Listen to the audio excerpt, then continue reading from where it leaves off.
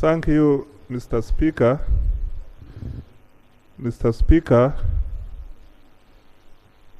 I wish to present a statement on the release of funds for capitation grant for financial year 2024-25, as I made a commitment before this House yesterday.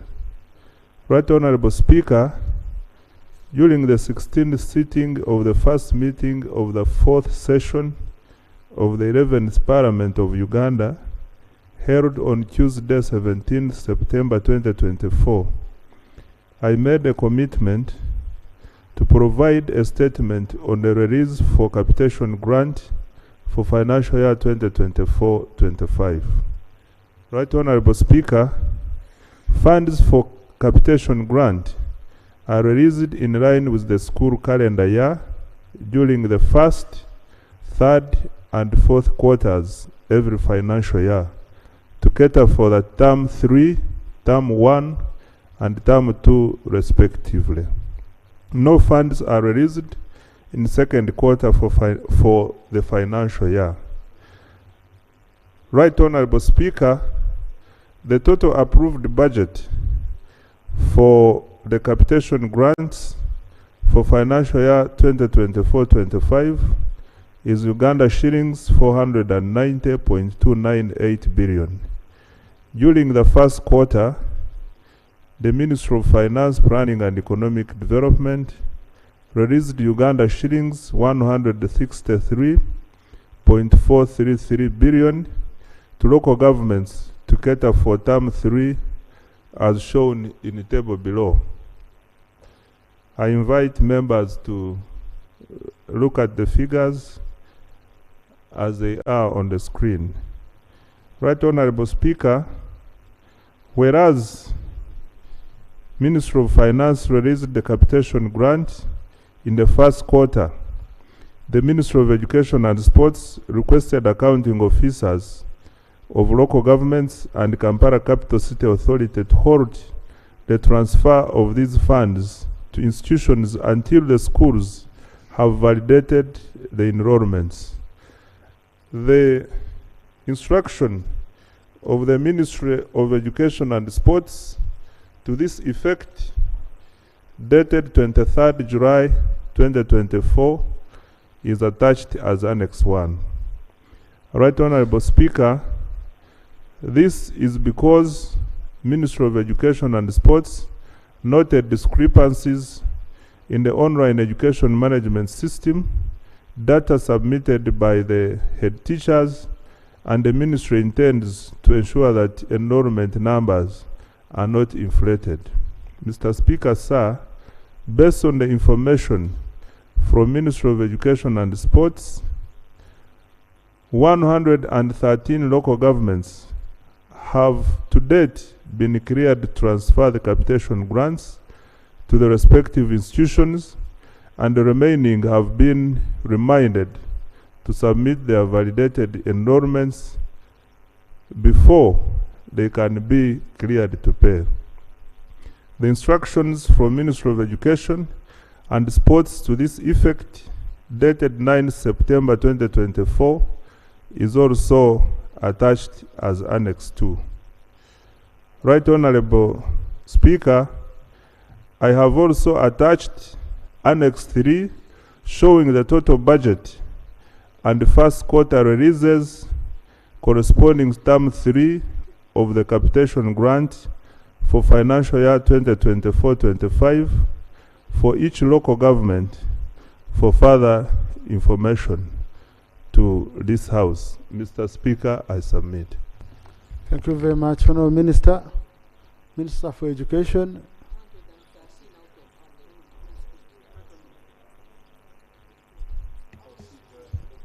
Because how are other schools going to operate? Thank you so much, Right Honourable Speaker. And I stand here, first of all, to confirm that the Ministry of Finance have issued circular on 10th July this year on expenditure limits as the Minister has presented in her paper.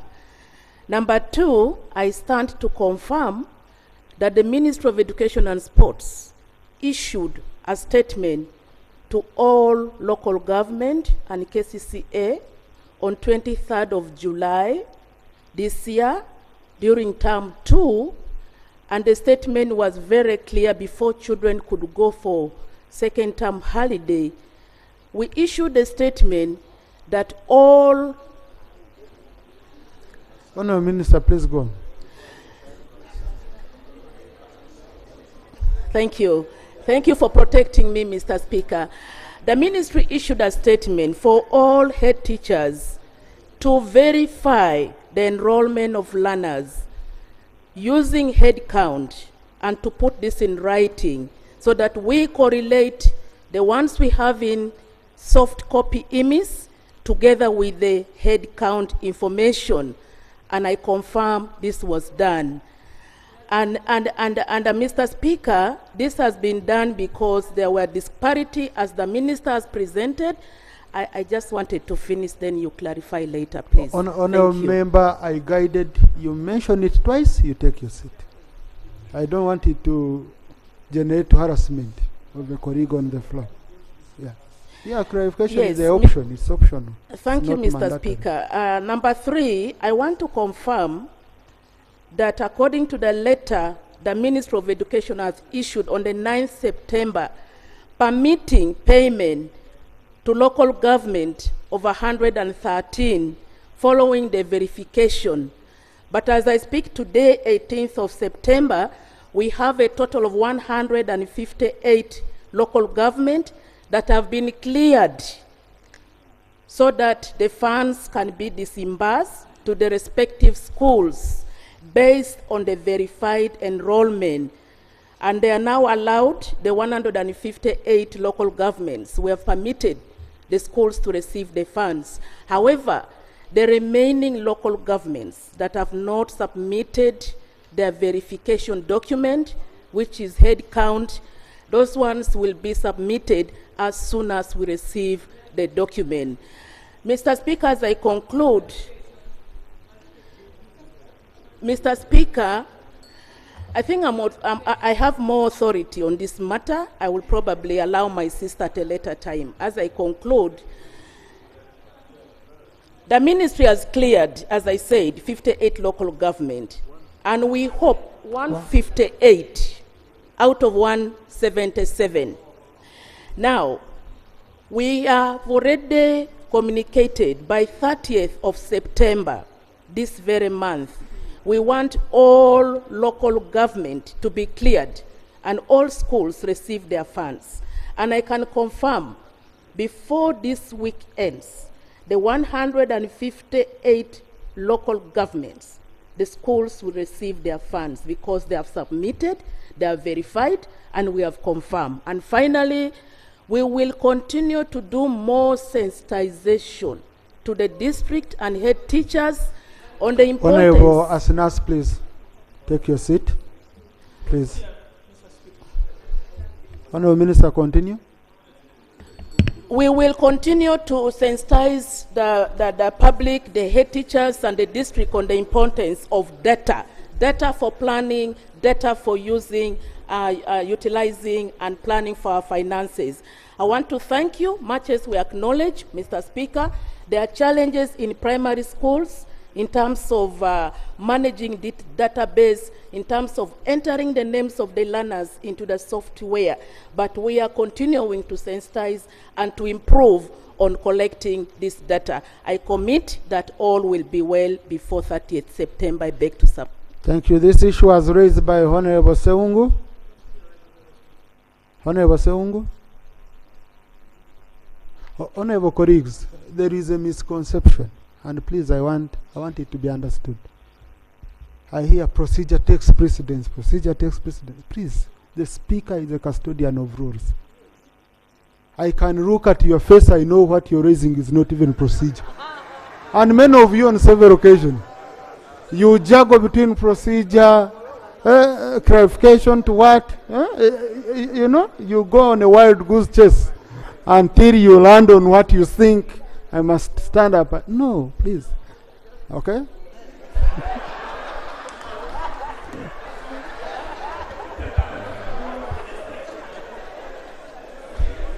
Honorable Seungo. Thank you, Mr. Speaker.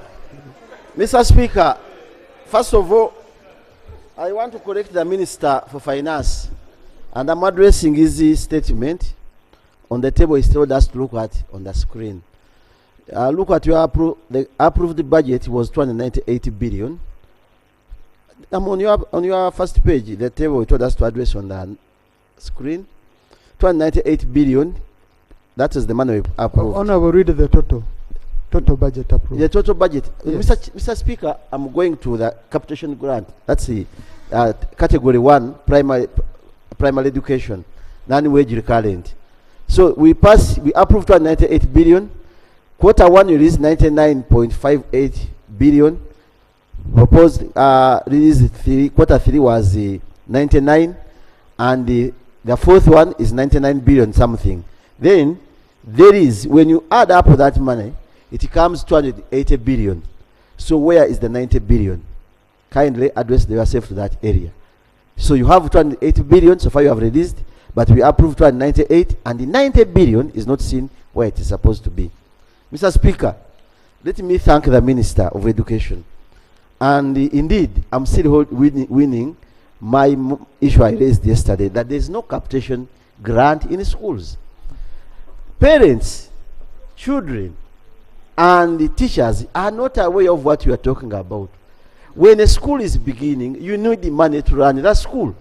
If you are dealing with validation, that is yours. The weakness of Ministry of Education cannot impact on our children.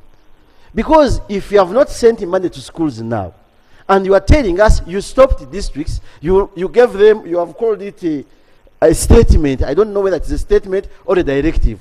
I don't know how you communicate to your local governments. Do you communicate to them through statements, or you give directives for validation?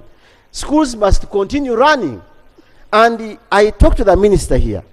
As we talk now, you have schools in Kampala, Mr. Speaker, Buganda Road, Bati Valley, Chitand. All these schools don't have pit latrines. They use, I can take the information, and then I will. Can I finish the point on I will? Just give information on the challenges. Through the speaker, the information I want to give to a colleague and the whole house is that among the challenges, why this exercise of validating the numbers of children in our schools is becoming difficult in many areas, is that one of the requirements, they need a NIN of a parent or a guardian for it to be complete.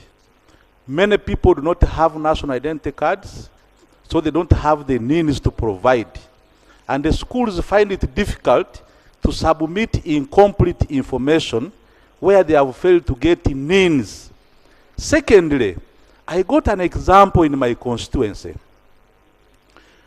A guardian who is looking after orphans refused to offer his NIN because of a misinformation that if you provide your NIN for registration of these children, tomorrow when you die, they are entitled to your property as inheritance. So they refuse to give their NINs.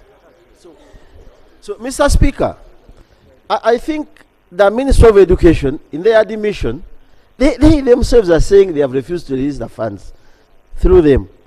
And as I was stating, Mr. Speaker, Bati Valley, Buganda Road, they don't have pit latrines.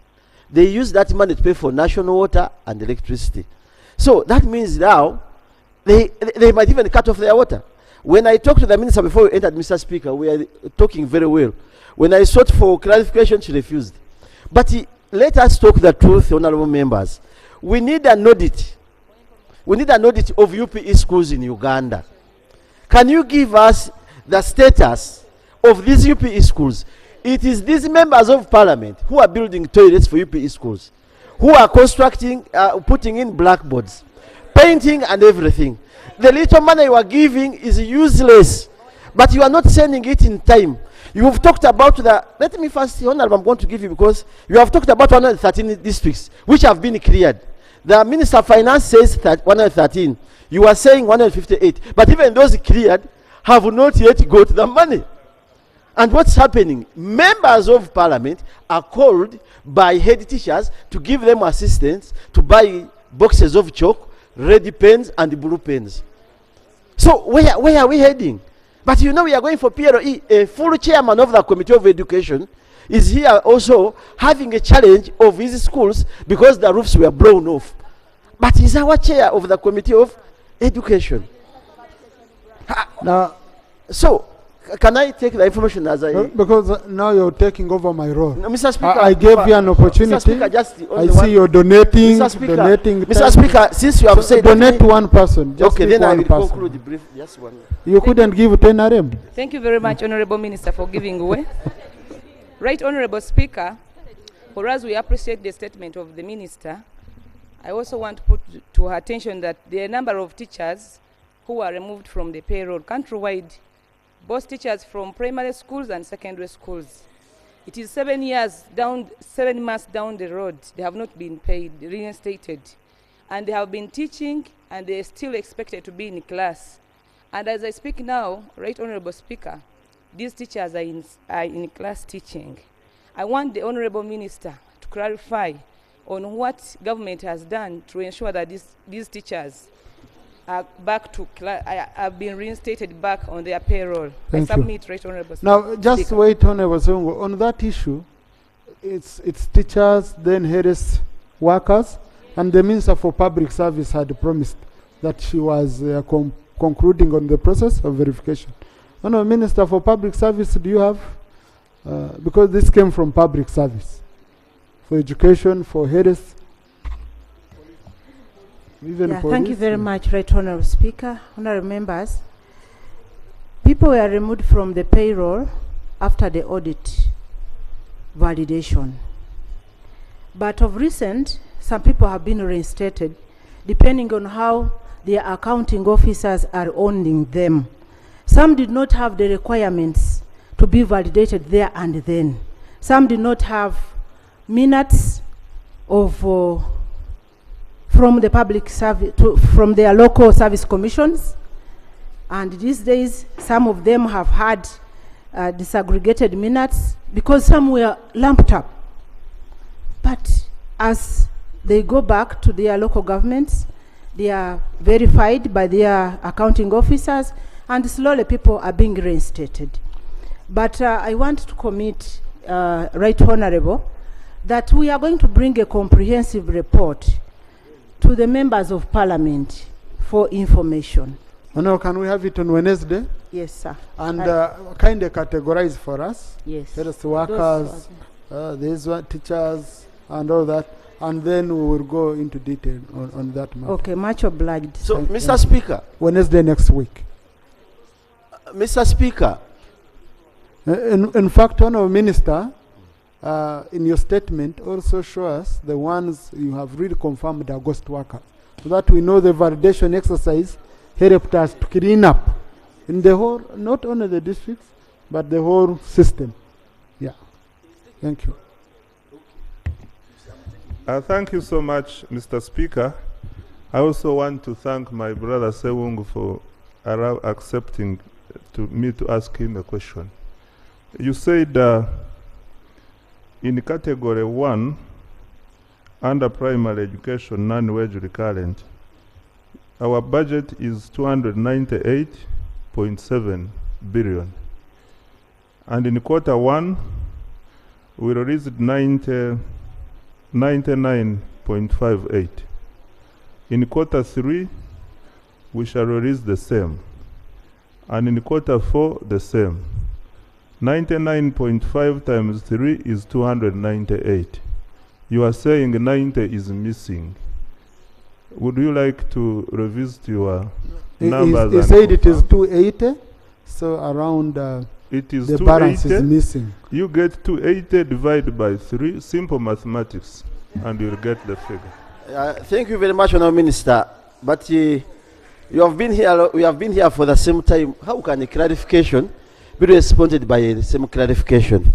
You should be giving me the right figure now. So I think you have not answered. and I will give you mine after this house, because this is your document. No, Honorable, you cannot raise issues here, Mr. then you Speaker. handle them outside the house. Yeah, because They are handled here. Mr. Speaker, you see, I read this figure, I gave him the total, and I showed him the 280 billion he has released, and I was telling him that there's 90 billion I'm not seeing. And as the Minister of Finance, he cannot seek for clarification where I've also sought for clarification. He must correct this. Mr. Speaker, but as I conclude, Mr. Speaker. The two of you are dodging each other, and me bring in security to help me in case you continue with that behavior. Thank you very much, Right Honorable. I know Honorable Joseph Gozanga Sewungu very much. He joined this parliament about the same time. Professional teacher turned a lawyer. He has actually admitted, without saying, that the figures he was giving, he had not seen. Now that certified accountant has given the figures, the matter is settled. Mr. Speaker, I know we shall get a lot of misleading information here. The Honourable Minister who is talking about figures, he doesn't even have a single paper referring to the matter I'm talking about. Let me settle it. Let me settle it very easy. Crack, add for me the figure, and we shall read it for you. And the council will face their wrath. Mr. Speaker, I want to conclude my response to the Minister in this form. Teaching children is not about entering class and the teachers start talking. Even the environment itself works. Once I'm entering class, the beauty, the cleanliness of the class gives me the teaching appetite. But what's happening, Mr. Speaker, is that we are not helping these children. Madam Minister, even if you're looking for validation, go back and direct as you did. Okay, make a statement as you said. And ask people, their local governments to release this money. Maybe, Honorable Sewungu, sorry for interruption. Honorable Minister, there is a way you handle universities. Okay? Universities, all fees is paid to the consolidated fund. And you front load before the students pay. You front load it to the universities. And then they are required to go and ensure they correct that fees. When a university doesn't correct the amount which was front-loaded, then the balance is deducted from funds for the next quarter. Now, since we are at the beginning of the term, why not release money to these schools? Because headmasters, parents, they don't know about all these issues you're talking about. Then you give these schools a deadline. For those schools which will validate, and you find that they had given a number beyond, okay? No, less than what you released money for, you deduct that money from funds for the next quarter. Very simple, like you do for universities. Why don't we do that? Because really, I see a crisis here. What Honorable Sewungu is raising here is a very critical issue. These schools need to start operating. They are now disturbing us, politicians saying fundraise, fundraise, fundraise. Why can't we do that, Honourable Minister? Thank you so much, Mr. Speaker, for guiding us. Moving forward, we will take that into consideration as you have guided. But for the case of this term, as we have stated, the minister has already said as of 9th September, 113 local government have already been told to be paid. But as of today, 18th of September, I've mentioned 158 local government.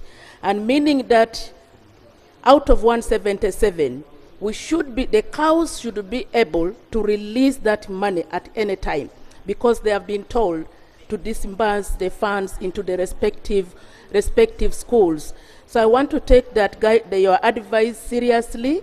Moving forward from next school calendar, we could be able to take that format. But as of this one, I think the remaining few local government, I believe this week it will be done. I thank you. Let's first allow Honorable Muzare, then you conclude. Thank you, Right Honourable Speaker. Right Honourable Speaker, my concern is one. In a district, there are so many schools. You may find a situation that about 3 schools have not been verified. Now, it is affecting the entire district. My worry is, what is the plan for those schools that have verified and have been approved, and they are only affected by those that have failed? We need to have a solution. Thank you. Honourable Minister, is that true that you wait for the whole district to first clear? And then number 2, what punitive measures have you put in place for head teachers who are not complying? Mr. Speaker, my statement is clear. A letter has already been written to all the cows, and the letter is attached. I think the minister has already attached it here. It is written on the 9th of September to all local government accounting officers and the executive director of KCCA. And the heading is Release Advice for First Quarter, Term 3 for Financial Year 2024-2025. And I think if, as the minister has presented, if you go through this letter, which has been sent on the 9th of September, the total number of 113 local government, the accounting officers have been ordered to release the funds. Yes, but Honourable Minister, what Honourable Muzari is saying, that all accounting officers, okay, at least I don't think we have a district that has no single school that has complied. So you are failing to clear that single school which has complied because the rest of the schools have not complied. So what Honourable Martin Muzari is saying, for you write to accounting officers, for schools which have complied, you release, not districts. This is school-based, it's not district-based. Yes, let us agree. Honourable Minister, through the Speaker, let us release the funds and the other exercise goes on. Because we need this money to run schools. There is no, you have no other shortcut. Finance released the money. You stopped it. Allow this money to be utilized as you look at the teachers and the district leadership who are not carrying out your directives. Thank you, Honourable. And lastly, Mr. Speaker, my prayer, and I request you, Mr. Speaker, if it pleases, that you either direct the Committee of Education, we get status of UPE schools in Uganda. On the UPE, let me talk about UPE, I will not go to SE, so that we get a report here and see what we can do. Otherwise, what we are having in our schools, in our constituencies, is appalling. Thank you, Mr. Speaker. Thank you. Honourable Minister, would you want to Mr. Speaker, I want to commit. Yes. And I've listened to the logic of the local government as opposed to the schools. And I want to commit that we will look at that and we will implement as per the directive. I thank you. Thank you. We will do that immediately, and a comment Mr. on the one of UPE schools. Honourable Sewungu is saying we need a status report of the UPE schools in the country. How much time would you need? Well, I think you could give us a month. We could look at that and bring the report. Sorry? 1 month. 1 month. Thank you. Yes. Honourable Sewungu has said it's not enough. We give you 2 months. Please. Honourable Sewungu, you don't need to go back on the floor. Just 2 months. And honourable colleagues, when the report comes, it's when we send it to the committee. 1 month. I cannot send a committee to go looking for a report. Mr. Speaker, is it okay to have 3 months? 3 months. Give us time. 3 months granted. Thank you. Thank you. Honourable colleagues, for the record. Item 3.2, statement by Minister on termination of contracts of part-time teaching staff of Kyambogo University and non-payment of their due wages and salaries. Thank you. Let me first receive a procedure matter from Honourable. Thank you, Right Honourable Speaker. Mine is related to the report that you requested for on the payroll, regarding the payroll from the Minister of Public Service. Right Honourable Speaker, the report on the consolidated payroll was referred to the Committee of Public Accounts Central.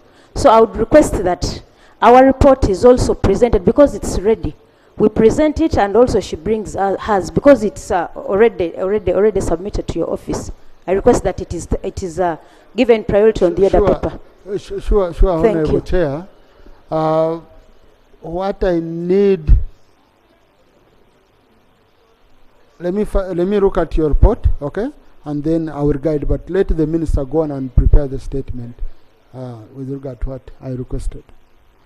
Honorable Minister for Education. Thank you so much, Right Honorable Speaker. I stand to present a statement on the non-payment and discontinuation of part-time teaching staff by Kyambogo University Management. Right Honorable Speaker and honorable members, the Ministry of Education and Sports received the concerns raised by Honorable Margaret, the Member of Parliament for Workers, on the non-payment and discontinuation of part-time teaching staff by Kyambogo University Management.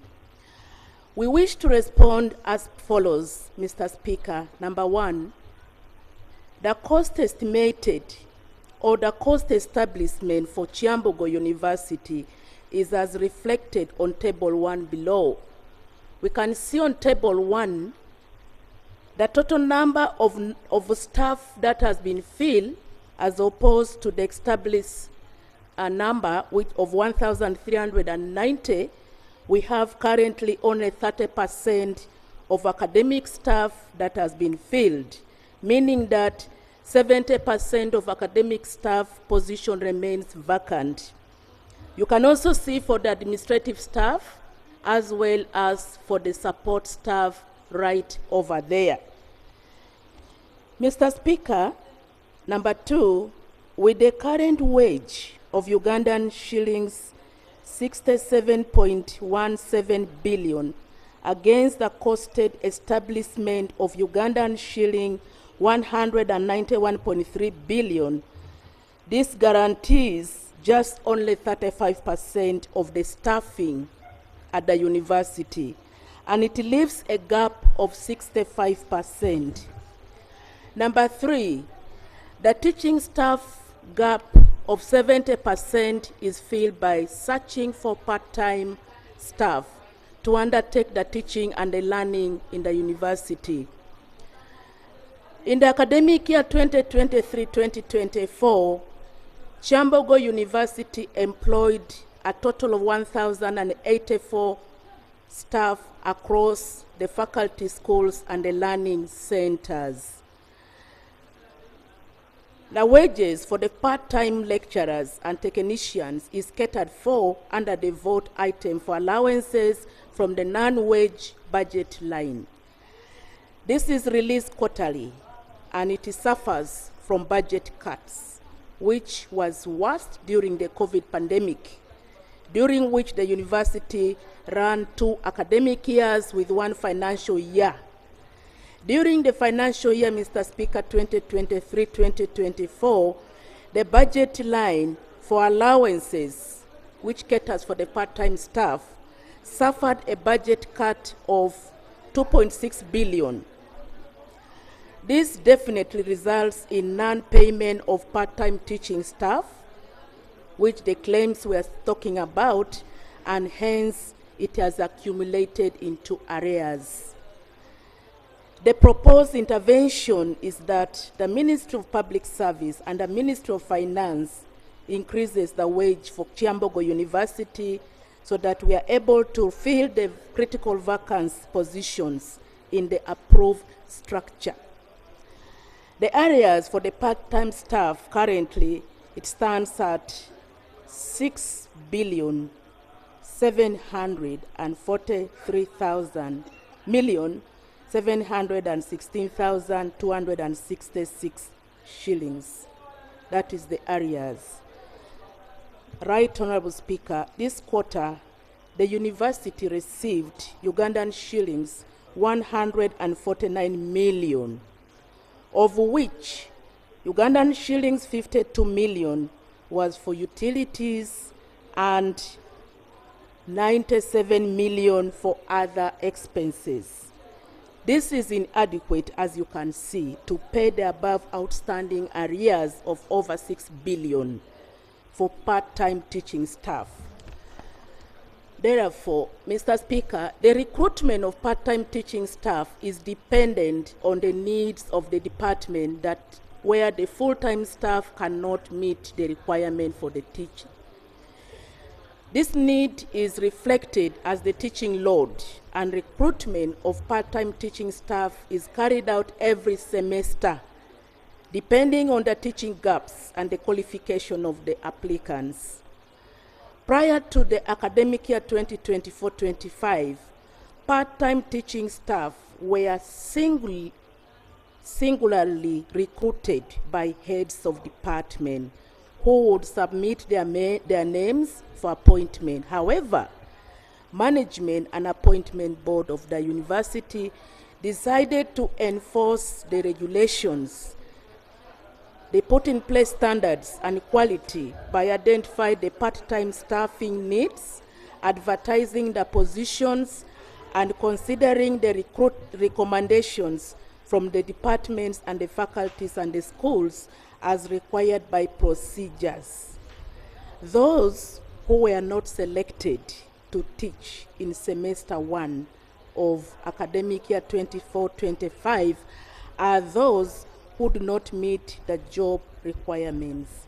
Mr. Speaker and honorable members, the policy for recruitment part-time lecturers on the long tenure is still under consideration by the University Council, and I beg to submit, Mr. Speaker. Thank you. I start with the member who raised the matter, then I go to Honorable Kabulindi.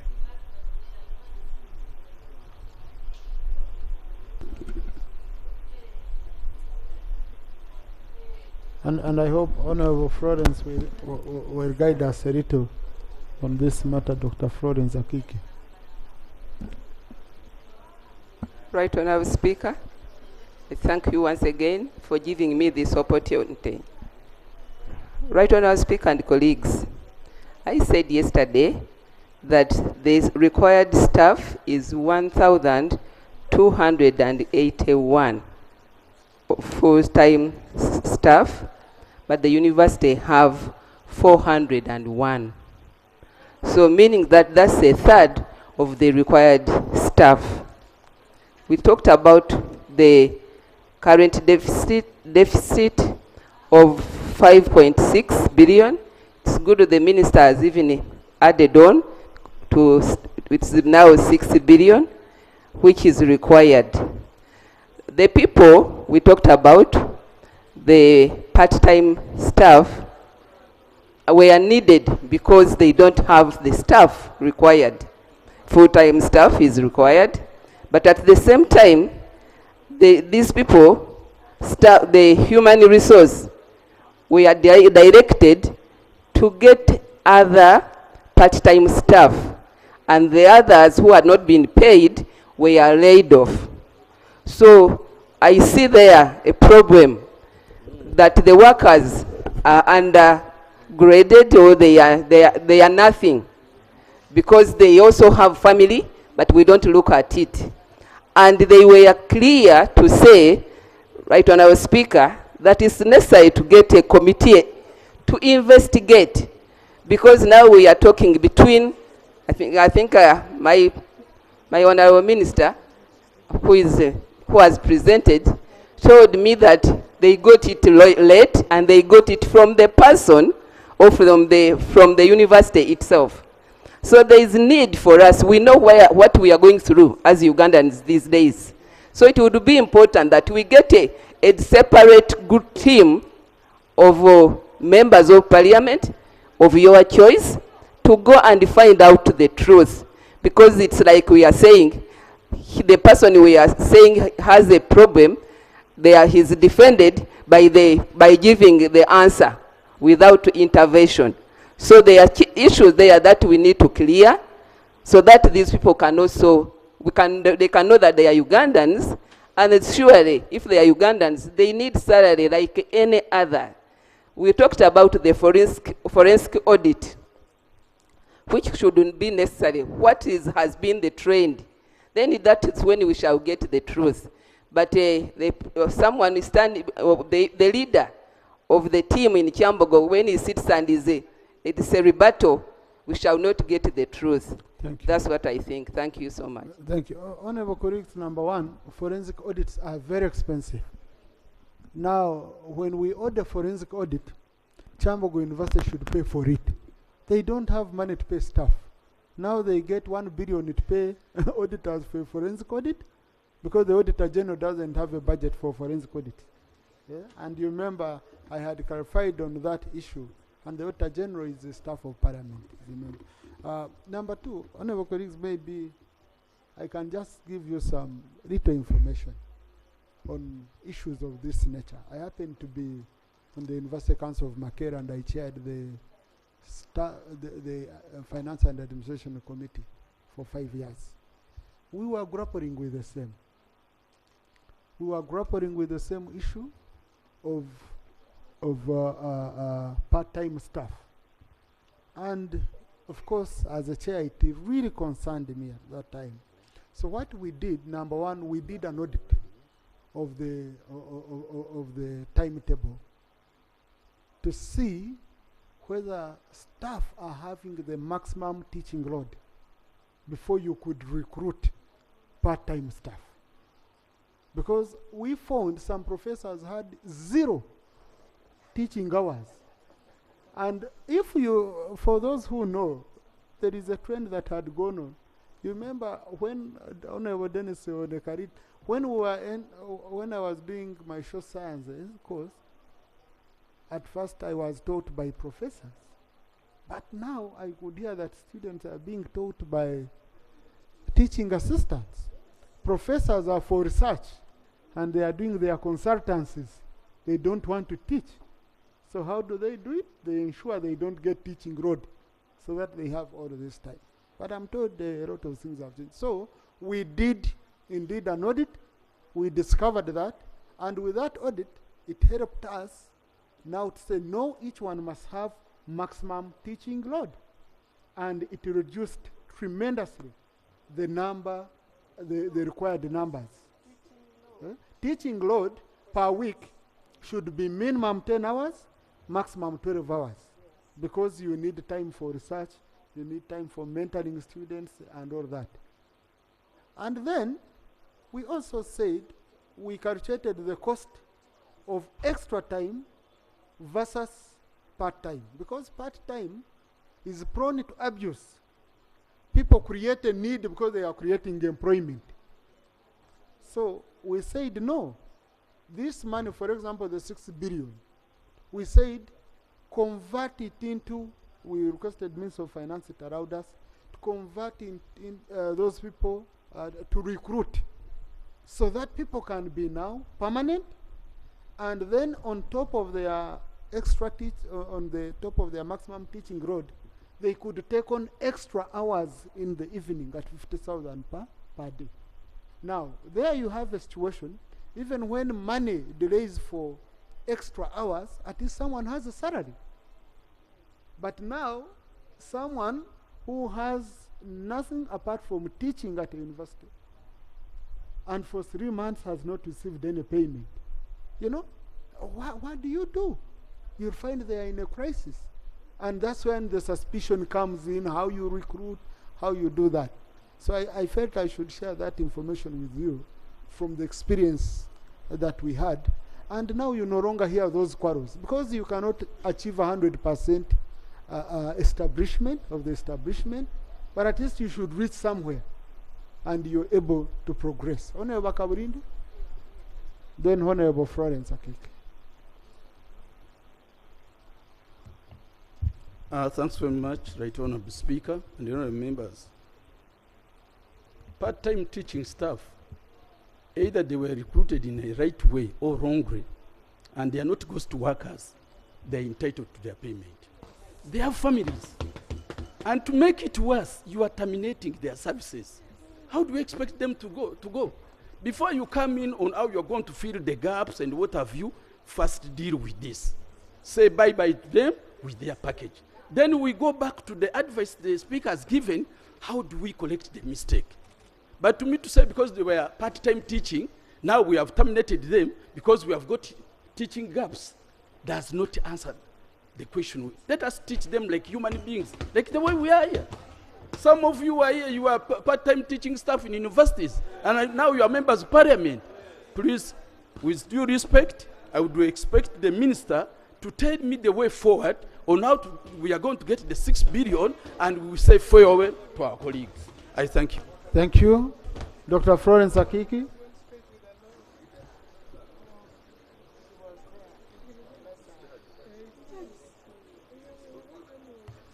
Thank you so much, Right Honorable Speaker. It's good the workers' representative has said it, that a mistake was made, and indeed it was made. But why it was made, these people have to be paid. Right Honorable Speaker, part-time teaching supplements the resource gap at universities. And indeed, what you have shared with us, while I was still a lecturer at Makerere University, we had that challenge, as you are also part of the council. And indeed, what took place there reduced that challenge. This Honorable Minister, I'm so worried. We are talking of 6 billion. And you have only been able to advance 149 million. What a gap.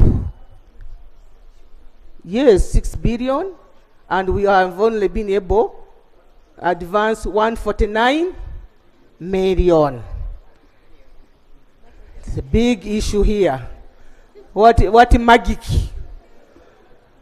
We need a magician here. Where are we going to get this money?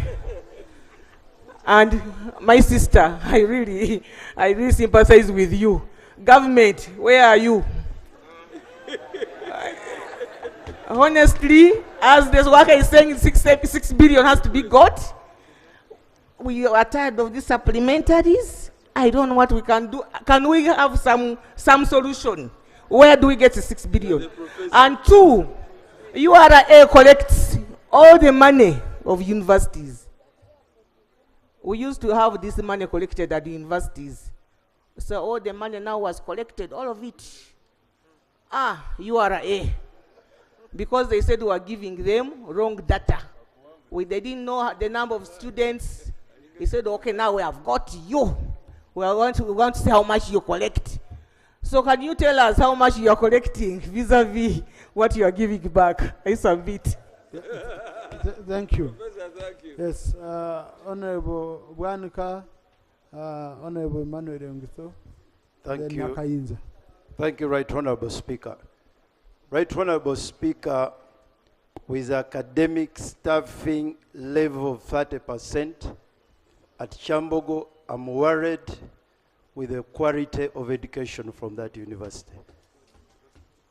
If they only have 30% of the staff required, and we are here saying that that university is producing the quality products for this country, there is a problem. A university degree, any discipline, there must be a number of professors, a number of PhDs at the senior level, lecturers. Right Honorable Speaker, you are in the council and you have rightly guided. We need an audit in the University of Kyambogo so that we will understand, because we are here thinking that they are producing product. Right Honorable Speaker, there are problems with the quality of products from our universities now. It is not the same. The way part-time lecturers teach and give their time to a student is very different from a permanent lecturer. Very, very different. I want to request, Right Honorable Speaker, that you guide, let the Ministry of Education do an audit and bring back that report so that it will guide our debate. I thank you. But universities somehow, colleagues, have made some progress. I remember when we were doing, I'm trying to see who was my classmate, Martin Muzari sometimes could attend class. So,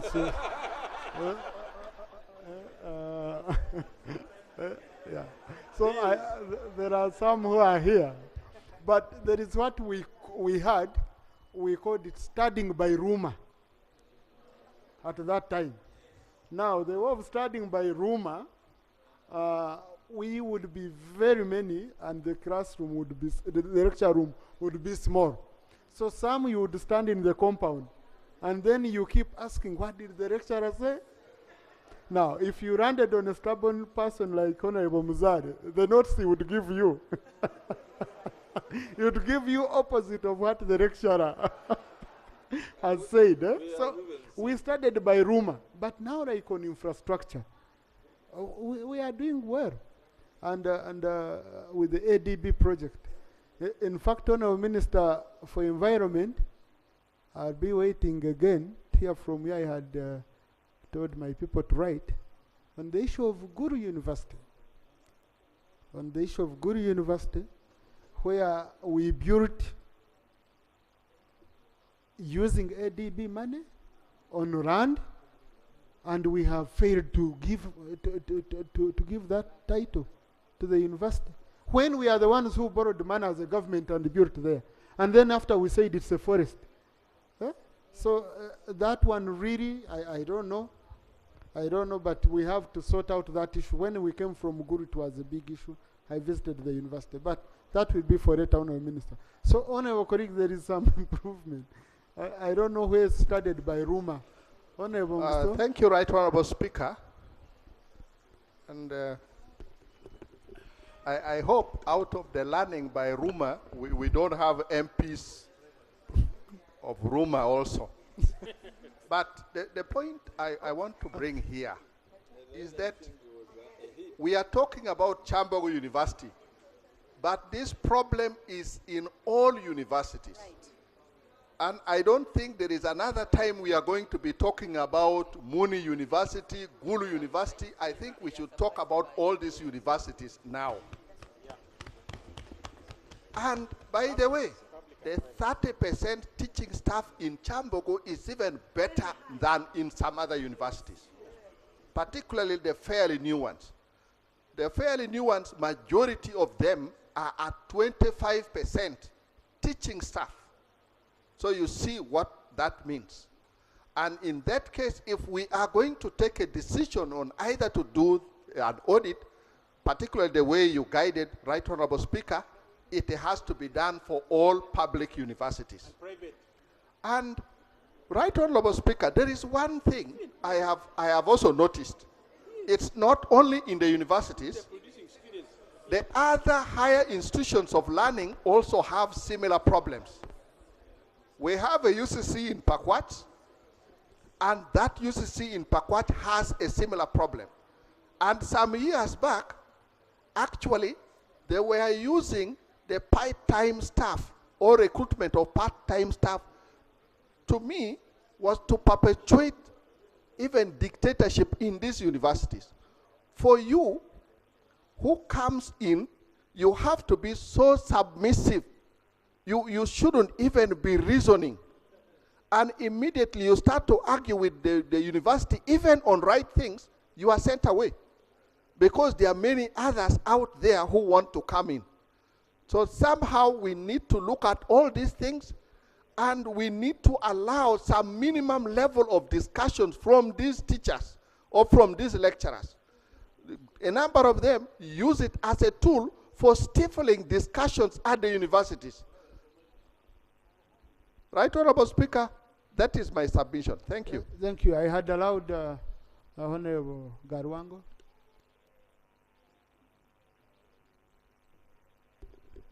Thank you, Right Honourable Speaker. Right Honourable Speaker, I just want to re-emphasize that staffing levels of all public universities is wanting. Right Honourable Speaker, there is one with 12%. And when you imagine a university operating at 12%, Kyambogo is at least at 30. What products are we getting? I pray that this August House handles this expeditiously, that Kyambogo has been an eye-opener. But all universities, however, if universities are like that, it's worse at lower levels, beginning from primary schools, Right Honourable Speaker. You find 7 teachers in a whole school. We must have a deliberate move to see that staffing of all institutions is handled so that we really talk of quality education in this nation, Right Honourable Speaker. Otherwise, if we do not do that, we are going to end up badly. And we must note that the part-timers are the ones that are holding these universities. They're the ones that are doing the donkey work. And if they are not paid, it's quite sad. Thank you, Right Honourable Speaker. You see, Honourable colleagues, the issue of part-timers cannot sustain a university. Because a university is not a secondary school that you go on a chalkboard, you write, you read notes, and they go.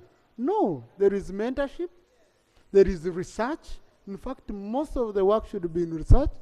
You can't put a part-timer in research, you know, and development of new knowledge. So the issue of part-timers, really, it cannot be a solution. We must get staff. We have a former guild president of Kyambogo. No, let's first listen to the former guild president. Okay, Honourable Chivumbi, then the former guild president. Right Honourable Speaker, I've carefully listened to the issues this House is grappling with. But Honourable Speaker, an office of this Parliament, who is the Auditor General, and carried out comprehensive audit of all these issues we are talking about, from every university to every hospital to every other institution. And if you could give time, because he was saying we don't cherry pick, if you could give time, our report on university as PAC is ready. Our report on oral referral hospital is ready. Our report on all government ministries is ready. If you could allocate time, we table this report, go through all the staff gaps in hospitals, land issues, then this Parliament will have a very comprehensive debate on this issue. Honourable Chivumbi, I had not seen these reports. I usually advise chairpersons that on top of submitting to the clerk, also give a copy to the Speaker and the Deputy Speaker. Right Honourable Speaker, I've not only given your office a copy, I've only even written to your office of the Speaker saying these reports are ready.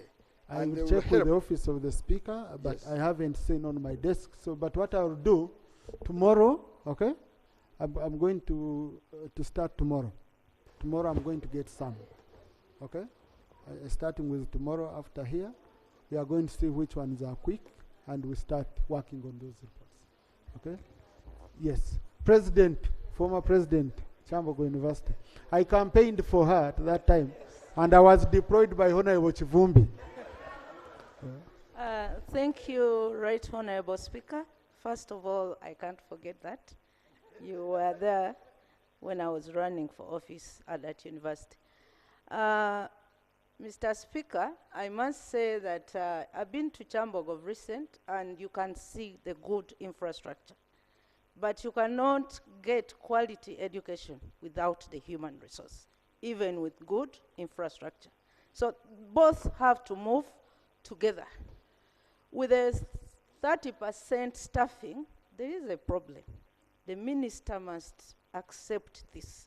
Because like a hospital where you have a ward round, you have a senior doctor, you have a nurse, you have a medical assistant, then those who are always in the equally in education, a department must have senior lecturers, it must have assistant lecturers, it must have lecturers, and also other levels, and also professors as the lead. Right, Honorable Speaker, we need to look at the staffing, because when I was in Kyambogo, I noticed we could have different things. Some people are doing research, others have tutorials. You find that you need a big team for each and every department. So it is also necessary to have teaching assistants, because you wouldn't find professors in tutorials. They will instruct the assistants and they would be running the tutorials. That means everyone... We are talking of part-time. Teaching assistants can be permanent staff. Yep. And then they progress in the system. Yes, Mr. Speaker, by the time the university employs teaching, part-time lecturers or teachers, there's a reason why they are being employed. It's because the teachers, the permanent teachers, are not enough. So we need to understand, did they employ people to cover the load for the part-time teachers, or they are just offloading them without even filling that space? Now the question is, are the students getting what they paid for, or what government is giving? That is very fundamental, Right Honorable Speaker, and we need these answers. And also, we need to look at a bigger report for all universities. This is for Kyambogo today, but equally, even other universities have the same problems. So I want to, through you, Mr. Speaker, to ask that the Parliament should pronounce itself on this, because to rank universities, you must have sufficient human resource and also other things. You'll find that our universities are always not ranked internationally well, or we are not even tapping into the research, global research funds, because we do not have enough human resource that is even qualified, and that affects the students at this level and also at the international level. I thank you. Thank you. Dr. Boka. Yeah, thank you so much, Right Honorable Speaker, for giving me this opportunity. I thank my colleague, Honorable Margaret, and the Minister for the response to the issue raised about the use of part-time staff in Kyambogo University. Colleagues, the issue we're talking about is the tip of the iceberg. Our children deserve quality education. The quality of education is determined by the teachers that we have, and we have standards for learner to teacher ratio in our primary schools, secondary schools, universities. Why are we using part-time staff? It's because we failed to attract, to retain, and to motivate teachers in our school system. I think, Right Honorable Speaker, we need to pick interest, and especially the Committee on Education, as well as the Minister of Education, to interrogate the factors that have resulted in us failing to attract, to retain, and to motivate teachers across the education value chain, in order for us to come up with solutions at policy level, financing level, standards level, and the performance level. I submit. Thank you. Honda. Thank you so much, Right Honorable Speaker. Right Honorable Speaker, I personally attribute this, I think, to poor planning. Right Honorable Speaker, we have priorities as government. We have priorities as a country. And among the priorities, we have education, we have health, we have agriculture. And Right Honorable Speaker, when you look at education, right away from primary level, there are primary schools where you find they have only 6 teachers on government payroll. There are secondary schools where they have 8, 9 teachers on government payroll, against 20, 30, 60 teachers required. And when it comes to the university, Right Honorable Speaker, I think we need to be serious.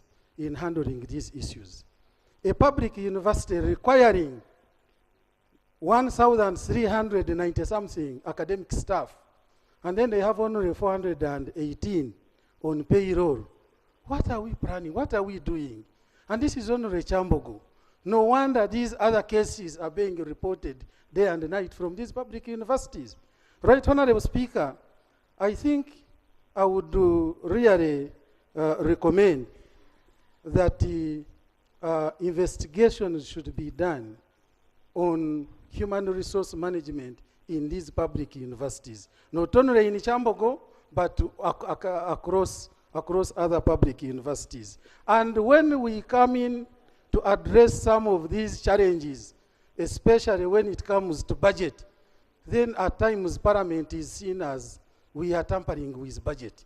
Yet these are the priorities that we think we should address as government. Thank you, Right Honorable Speaker. But Honorable colleagues, you want us to investigate people we have not even facilitated.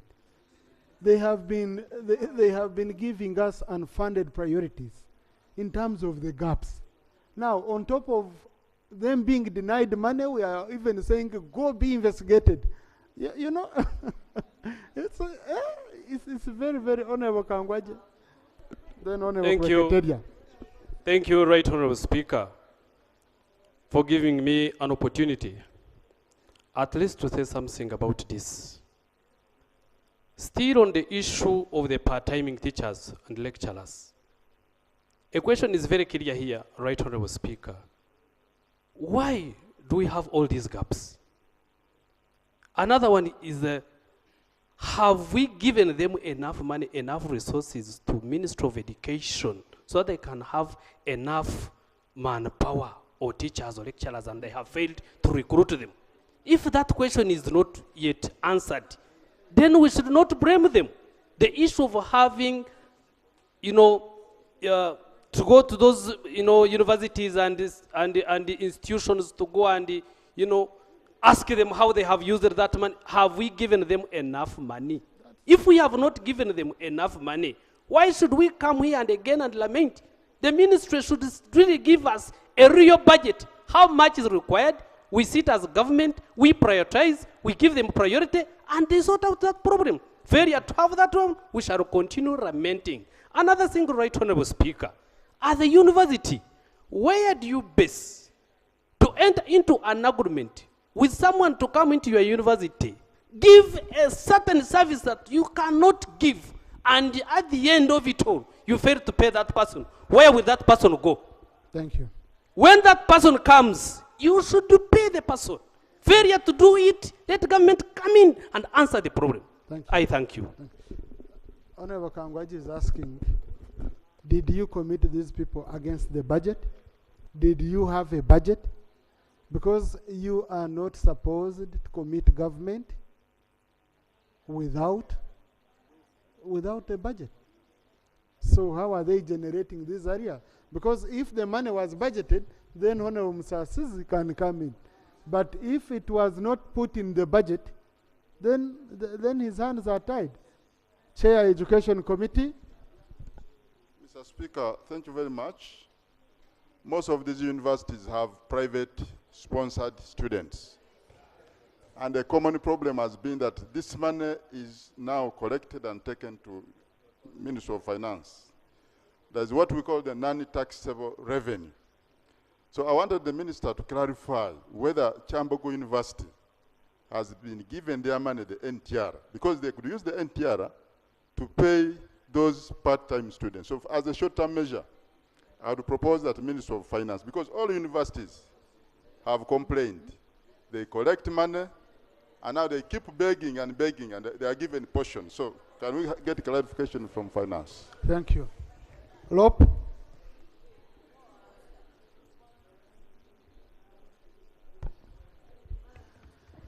Thank you, Right Honorable Speaker. Right Honorable Speaker, I'm glad we are having this conversation, even though, as you have guided, we'll have a more comprehensive one when the reports come through. I think we do tomorrow. Continue with What's clear, though, Right Honorable Speaker, is we need to invest in education. We need to put our money where our mouth is. All of us in this room are products of education. Might not have been very good education, you might have studied by rumor, but you're here presiding over us because you attained education. So it's important, right, Honorable Speaker, that we take care of this. The part-time teaching staff, first of all, let's pay what we owe them before throwing them out. Incidentally, if some of them are sharp, they will go to court and then you'll have a lot more money to pay because you have benefited from their services and that's not being addressed. Right, Honorable Speaker, and why I'm emphasizing that we need to invest in education, if you're having 30 to about 36% staffing level, and yet for Kyambogo University, Right, Honorable Speaker, I'm told it is worse for senior academic and technical staff, especially in the faculties of engineering, architecture, and yet Kyambogo has been thriving on these, especially these two faculties. How do we then address the question of quality?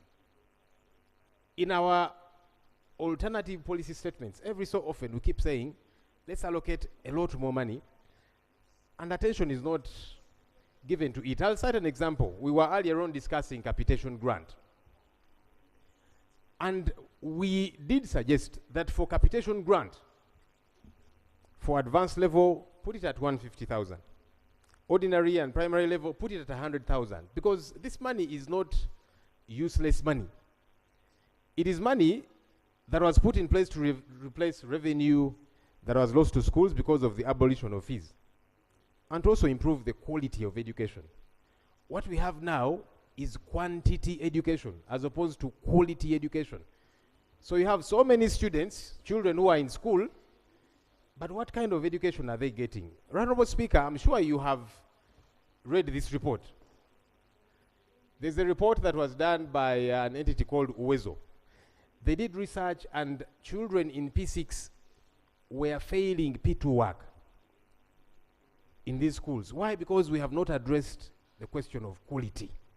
I'm glad we are going to have a further discussion on this so that hopefully, government will take action. Thank you. Thank you.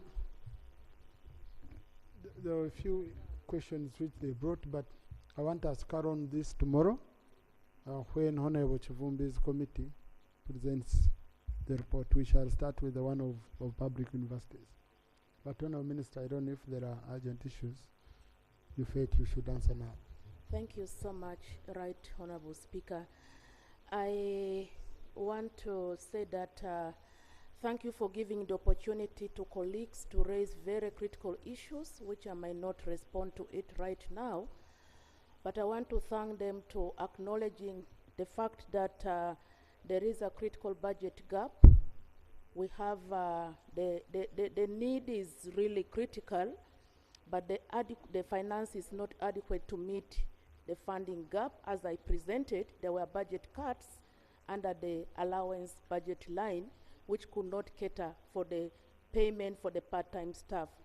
Mr. Speaker, this afternoon, I had a talk with my colleague, Honorable Margaret, my dear sister, who raised this issue, and in her presence, I called the Vice Chancellor really because the matter is not a simple matter. And we agreed together that especially those part-time staff who have taken long, who have not been paid, we should look at the matter case by case, together with her providing the necessary document and the Vice Chancellor and the university. We try to see how this matter can be handled. That one we discuss as a way forward. Number two, I don't know whether you got this, Mr. Speaker. Yes, we I agree got it. with Margaret. Yeah, yes, I got thank it. you so much for acknowledging that. Now, the matter about probably providing more resources as a way forward, I've discussed with my colleague here, looking at the coming financial year 24-25, the university should be able to cater for some of these gaps in the budget line, where there was a lot of cuts, how this can be factored into their budget to cater for these areas that have accumulated. And lastly, Mr. Speaker, I just want to say, I think as Ministry of Education and Sports, we've really tried to balance the quality of education and the quantity in terms of the numbers. Where we have moved, there is really a lot of improvement. So I want to say, yes, my brother, the leader of opposition, has raised the issue of quality, but as a ministry, this is what we are addressing day in, day out to improve the quality and make sure the standard of education is improved for the children of Uganda. Lastly, thank you so much, Mr. Speaker, for the fact that we should invest much more in the education sector by providing more funds in this sector. I want to thank you for that because the head of state has made a special appeal while we're in Igulu that let's put more money for comprehensive universal education, which is much more and the entire sector, so that we improve on the quality. I want to thank you for that support, and I beg to submit. Thank you. And Honorable Minister, we are waiting for you to come and guide how you would want the House to facilitate your policy of free universal primary and secondary education. The President has mentioned it several times, and now it's appearing as if Parliament, we are not doing our part. We want you to come here and you tell us what you want us to do, because we support the President's position. Now the implementation part of it is what we need at work on. Honorable Minister for Finance. Much obliged. Thank you. Front loading NTR for the universities. Thank you, Mr. Speaker. Mr. Speaker, we cannot front-load NTR. We remit NTR as and when it is received. Why we control NTR, it is simply for good treasury management. We want all the monies that belong to government of Uganda to be managed from one pot, and then from one pot we can distribute to the various spending MDAs. Therefore, Mr. Speaker, if assuming NTR in this respect is school fees, you pay school fees today, by end of week we do a reconciliation, next week we give you the money. We have nothing to do with NTR from agencies at all, and we don't use it for anything else. However, Mr. Speaker, the agencies must have budgeted for this NTR. We have many cases where the entities underestimate, they under budget for NTR, and to access it without a budget is not possible. What we require in such instances is that these agencies must now write to us and we raise a supplementary budget. That is where NTR can delay. But if you have budgeted properly, NTR is a straight-through process through our system, Mr. Speaker. Yeah, thank you. And Honourable Minister, I want to agree with you, but there is help you are doing, and I talk from experience, okay? And it was working well. You don't front-load 100%, but beginning of the semester, you front-load, and then the institution, so that the institution can operate. Then it's required to correct that money. If it doesn't, you cut it on money for the next quarter. Now, Mr. Speaker, thank you so much for that experience. In northern Uganda, we had a district called Lamo. When we used it to, I am explaining the case. The meaning is what, in Lamo, they took advantage of this case of front-loading, and they overstated their budget for NTR. And as a result of that, we gave them money, which they couldn't realize, among many other agencies. That one also had, it led us into a shortfall. That's why we are now careful not to enter into a trap of these accounting officers who normally want to use any means possible to beat our systems. That's why we stopped front-loading, Mr. Speaker. Okay, so colleagues, let's resume this tomorrow, because Yes, we shall discuss all these issues related. Let's resume it tomorrow after receiving the report from PAC. Okay, next item. Item 4, laying of papers, proposal to borrow up to USD 15.22 million from the African Development Bank and USD 73.1 million from the African Development Fund as additional financing and construction of the Rope Moyo Afoji Katuna Mukamukaganga Road project. Honorable Minister for Finance.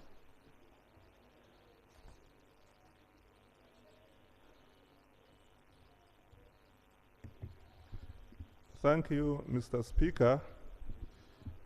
Mr. Speaker, I beg to lay on a proposal to borrow up to US dollars 15.22 million from the African Development Bank and US dollars 73.15 million, equivalent to 55 million unit of account from the African Development Fund as additional financing for the construction of La Rope Moyo Afoji and Katunamuko Kamugangu's Road project. I beg to lay, Mr. Thank Speaker. you. The proposal referred to the Committee on National Economy for consideration and reporting back within 45 days. Thank you. Procedure, Dr. Boka. Thank you so much, Mr. Speaker, sir, for giving me the opportunity to raise a procedural matter related to the request for borrowing that has just been laid on the table. On the 1st of December last year, Honorable Speaker, the Board of the African Development Bank approved a project worth about $252 million for the same project. The same parliament sometime back approved that borrowing. Before we get additional funding for the same project, will it be procedurally right to give this parliament a status update on what has the 252 million that was borrowed some time back done? What is the gap? And Thank to you. justify the additional financing. Thank you. Thank you. The Honorable, that's what the committee will do. Okay? But, Honorable Minister, you want to give a quick clarification? Mr. Speaker, what I have just laid, I know we shall go to the committee, but for the interest of the public, some straightforward things must be answered. What I have just presented is just additional. Prior to this, in July of 2020, this project was approved, but the project was approved before the detailed designs were made. And after detailed designs, there was an adjustment. There was need to increase the cost by the amount we are borrowing. And this is why we are here.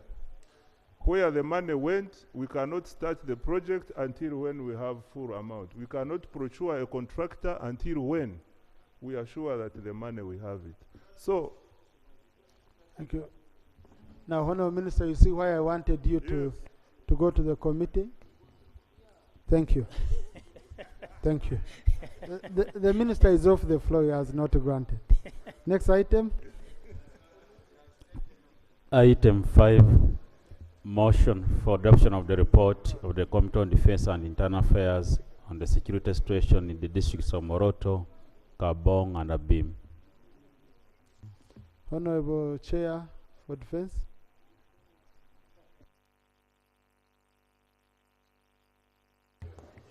Why are you laughing? Oh, thank you, Right Honorable Speaker. After Chair, we request Chief Whip clarify on the issue of Guru University land, okay? You remind me. Oh, thank Chair. you, Right Honorable Speaker. Before I report to the House, I would like to lay the report of the Committee on Defense and Internal Affairs on the security situation in the districts of Moroto, Kabong, and Habim. I beg to lay. And together we have attached minutes and attendance list. Thank you. Right Honorable Speaker, we have two main bodies of this report. We have the executive summary and also the main report. So I beg your indulgence whether to proceed with the summary, executive summary, or I present the full report. The full report will be captured on the Hansard. Yes. This report has been with us for long. So Okay. do the summary. All right, thank you.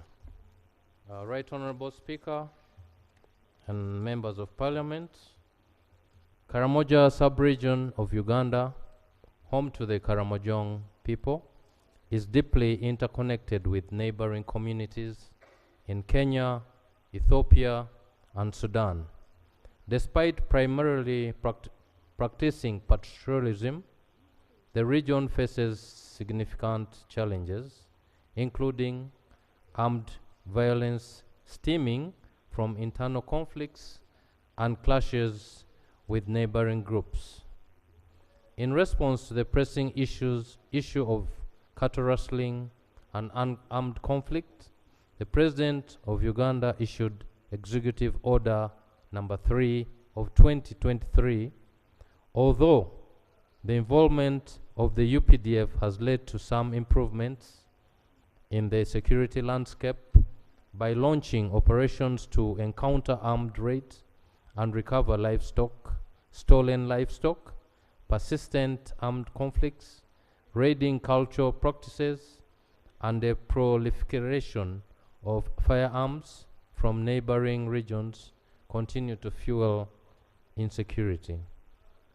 The unresolved border dispute between Uganda and South Sudan poses a significant threat to security and has the potential to strain their relationship further.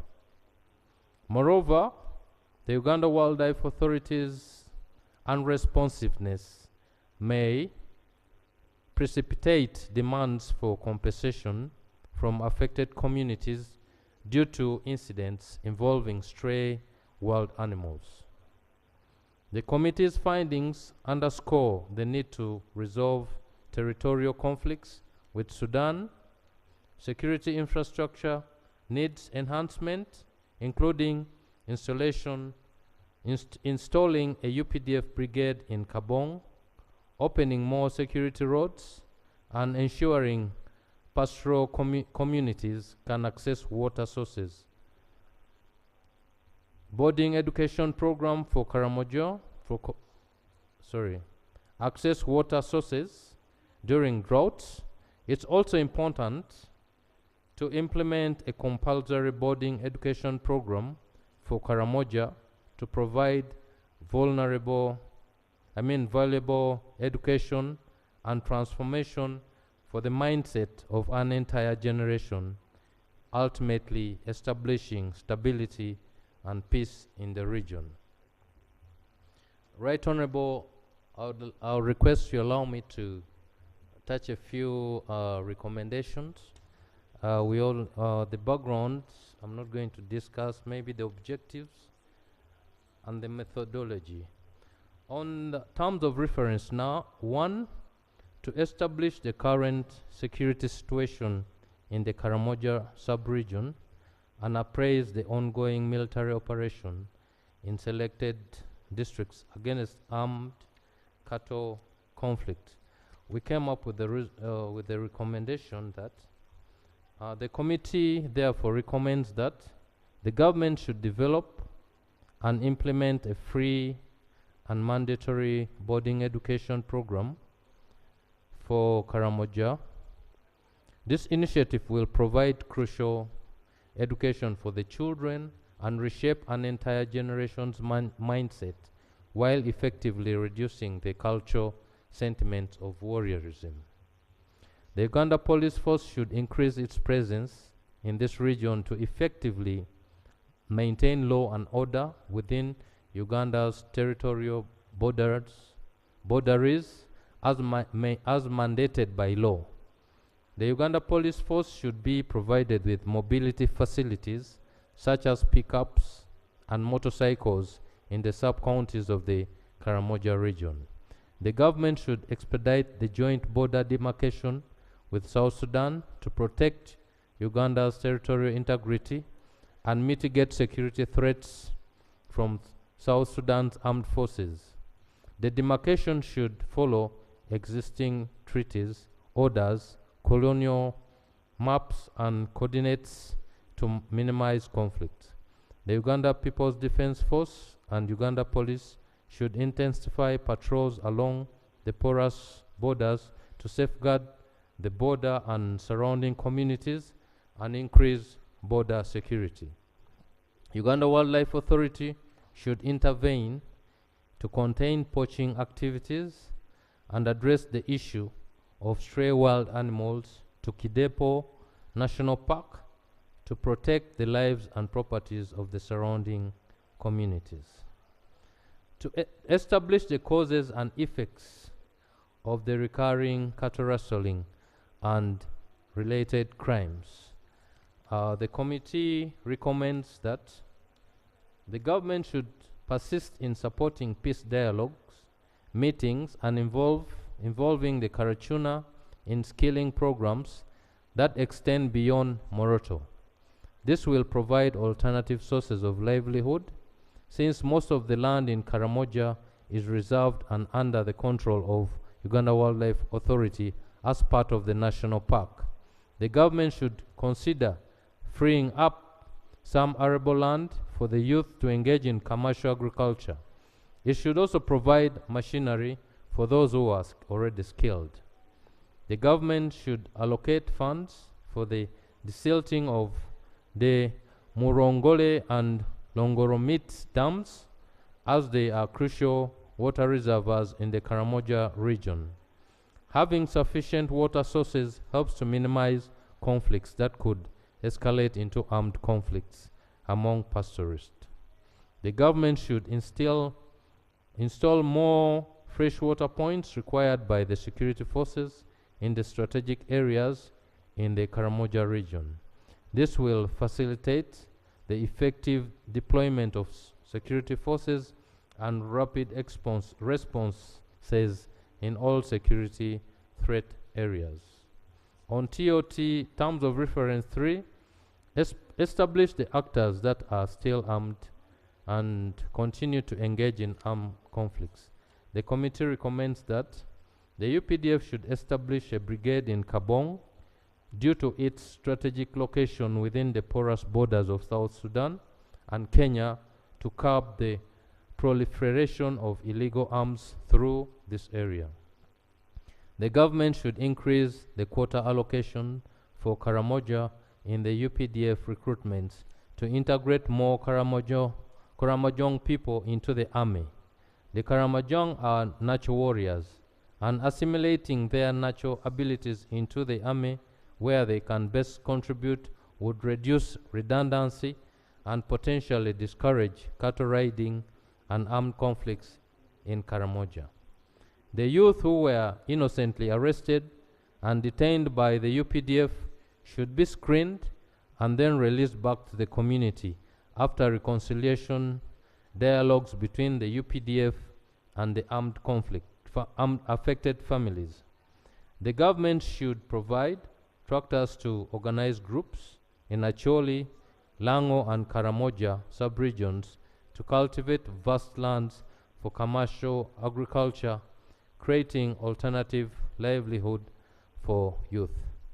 And finally, Terms of Reference 4, appraise the level of collaboration with the counterpart forces in Kenya in dealing with the disarmament and intercommunal cross-border violence associated with cattle wrestling.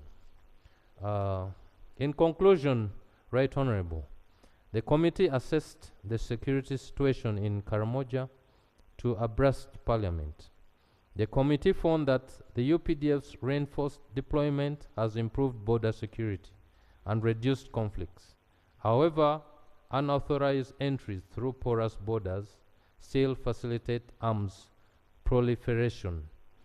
The government needs to enhance security by installing a UPDF brigade in Kabong, opening more security roads, and ensuring pastoral communities can access water sources during droughts.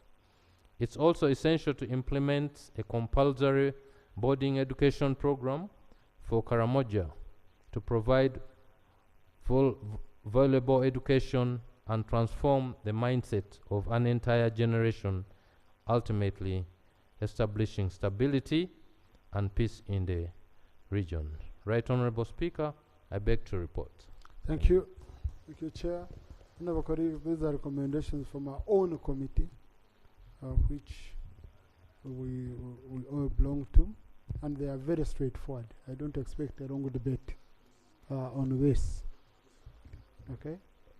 Yes, let me start with the MPs from Karamoja, which is the area under consideration. Yes, nearby will be handled after the actual. And we have also experts in 1, 2, 3, 4.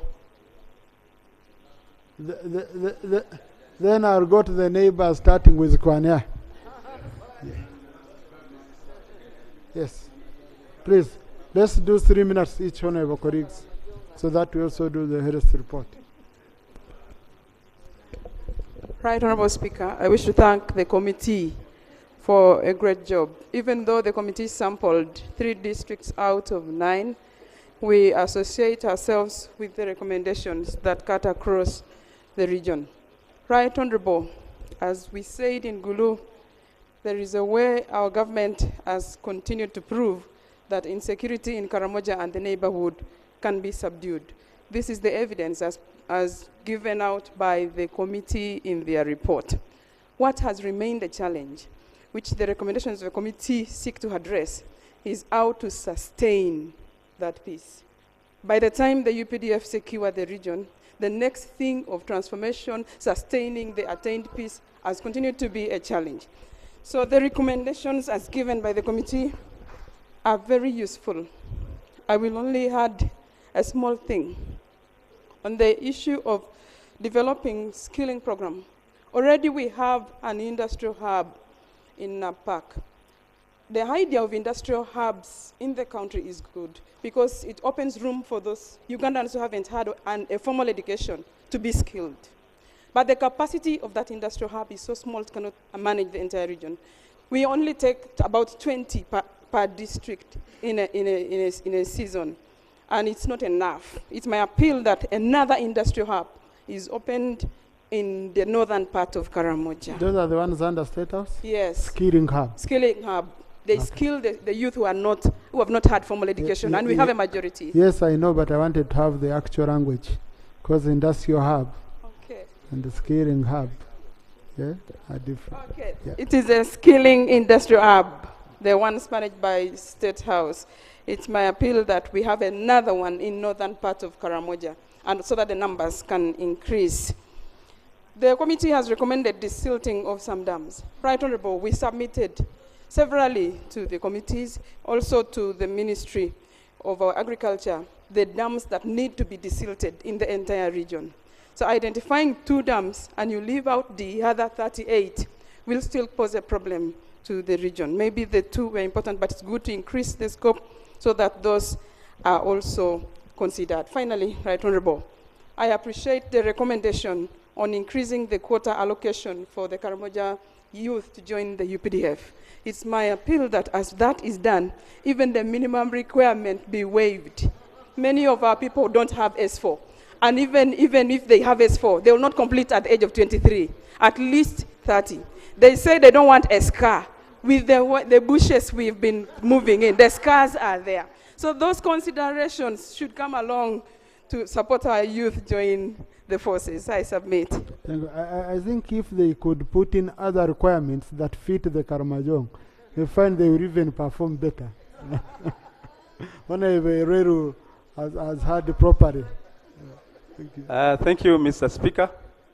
First of all, I want to thank the committee for the job well done.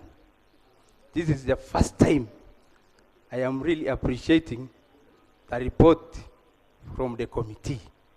It has touched all it takes to sustain and maintain peace in the Karamoja region.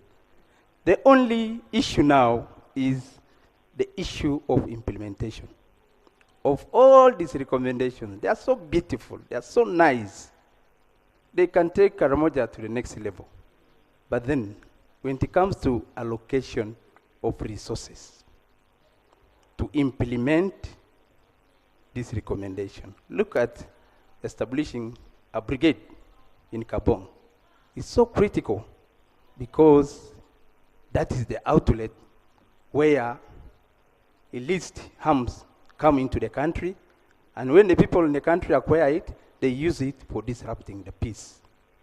The other one is the critical one, is collaborating with the Kenyan and the Sudan counterparts in ensuring that there is total cross-border relationship. Now, that one requires the Ministry of East African Affairs to work with the relevant ministry here in Uganda so that that is achieved. Otherwise, without that, we may not proceed on well. Without much to say, I only pray that these recommendations are implemented. Thank you. Thank you so much. Honorable, the relevant minister will bring an action taken report after we have adopted. Okay, since Honorable, you're already here. Thank you so much, Right Honorable Speaker. I stand to support the recommendations of the committee and the work well done.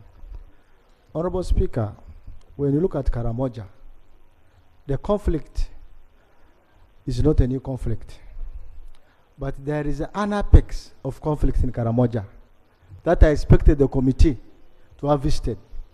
That is Kotido. Honorable Speaker, as we speak, there is another gruesome rise of insecurity, moving from cattle theft into targeted killing. Within a period of 2 years, Kotido district has lost 5 LOC 3 chairpersons, and of which, on the 14th of this month, we lost our dear LOC 3 of Kotido sub-county by name of Mario Lotiang Lakaino, who was gruesomely killed by armed warriors. We pray that government looks at this new form of killing, targeting local leaders. The chairpersons are not all the elected leaders. We are not all elected leaders. The chairpersons are not all elected leaders. They are also chairpersons of security of their sub-counties. When they are targeted, there will be panic in the community. There will be a lot of total chaos in the community. I pray that the Ministry of Finance, the Ministry of Defense, together with all the security personnel, look at this matter and investigate why are the leaders targeted by the wrong people, so that we can give confidence to our people. I pray. Thank you, Honorable. Thank you. That's very, very critical. Thank you so much, Right Honorable Speaker, for the opportunity to debate. I want to agree that the report presented by the committee is spot on and makes good recommendations. And just like Albert has actually indicated, if we picked it up, I think we'll not be able to revert back to a very insecure Karamoja. The report rightly points about the fragility of the borders. If you look at how the 2018 conflict started, it started at the grazing point in Kopebe. I wish we had actually resolved it then. It would not have spiraled to the bordering districts. And so the quick response to incidences is what I would actually urge could be taken by the UPDF or the security agencies. In fact, I want to applaud the new designation of Don Abasa, General, has actually been very good. He's actually been very good working with the leaders, because that's one way through which we could actually be able to stem some of these things. The committee also recommends about the desilting of dams. Most of the conflicts related to cattle rustling are because of the search for water.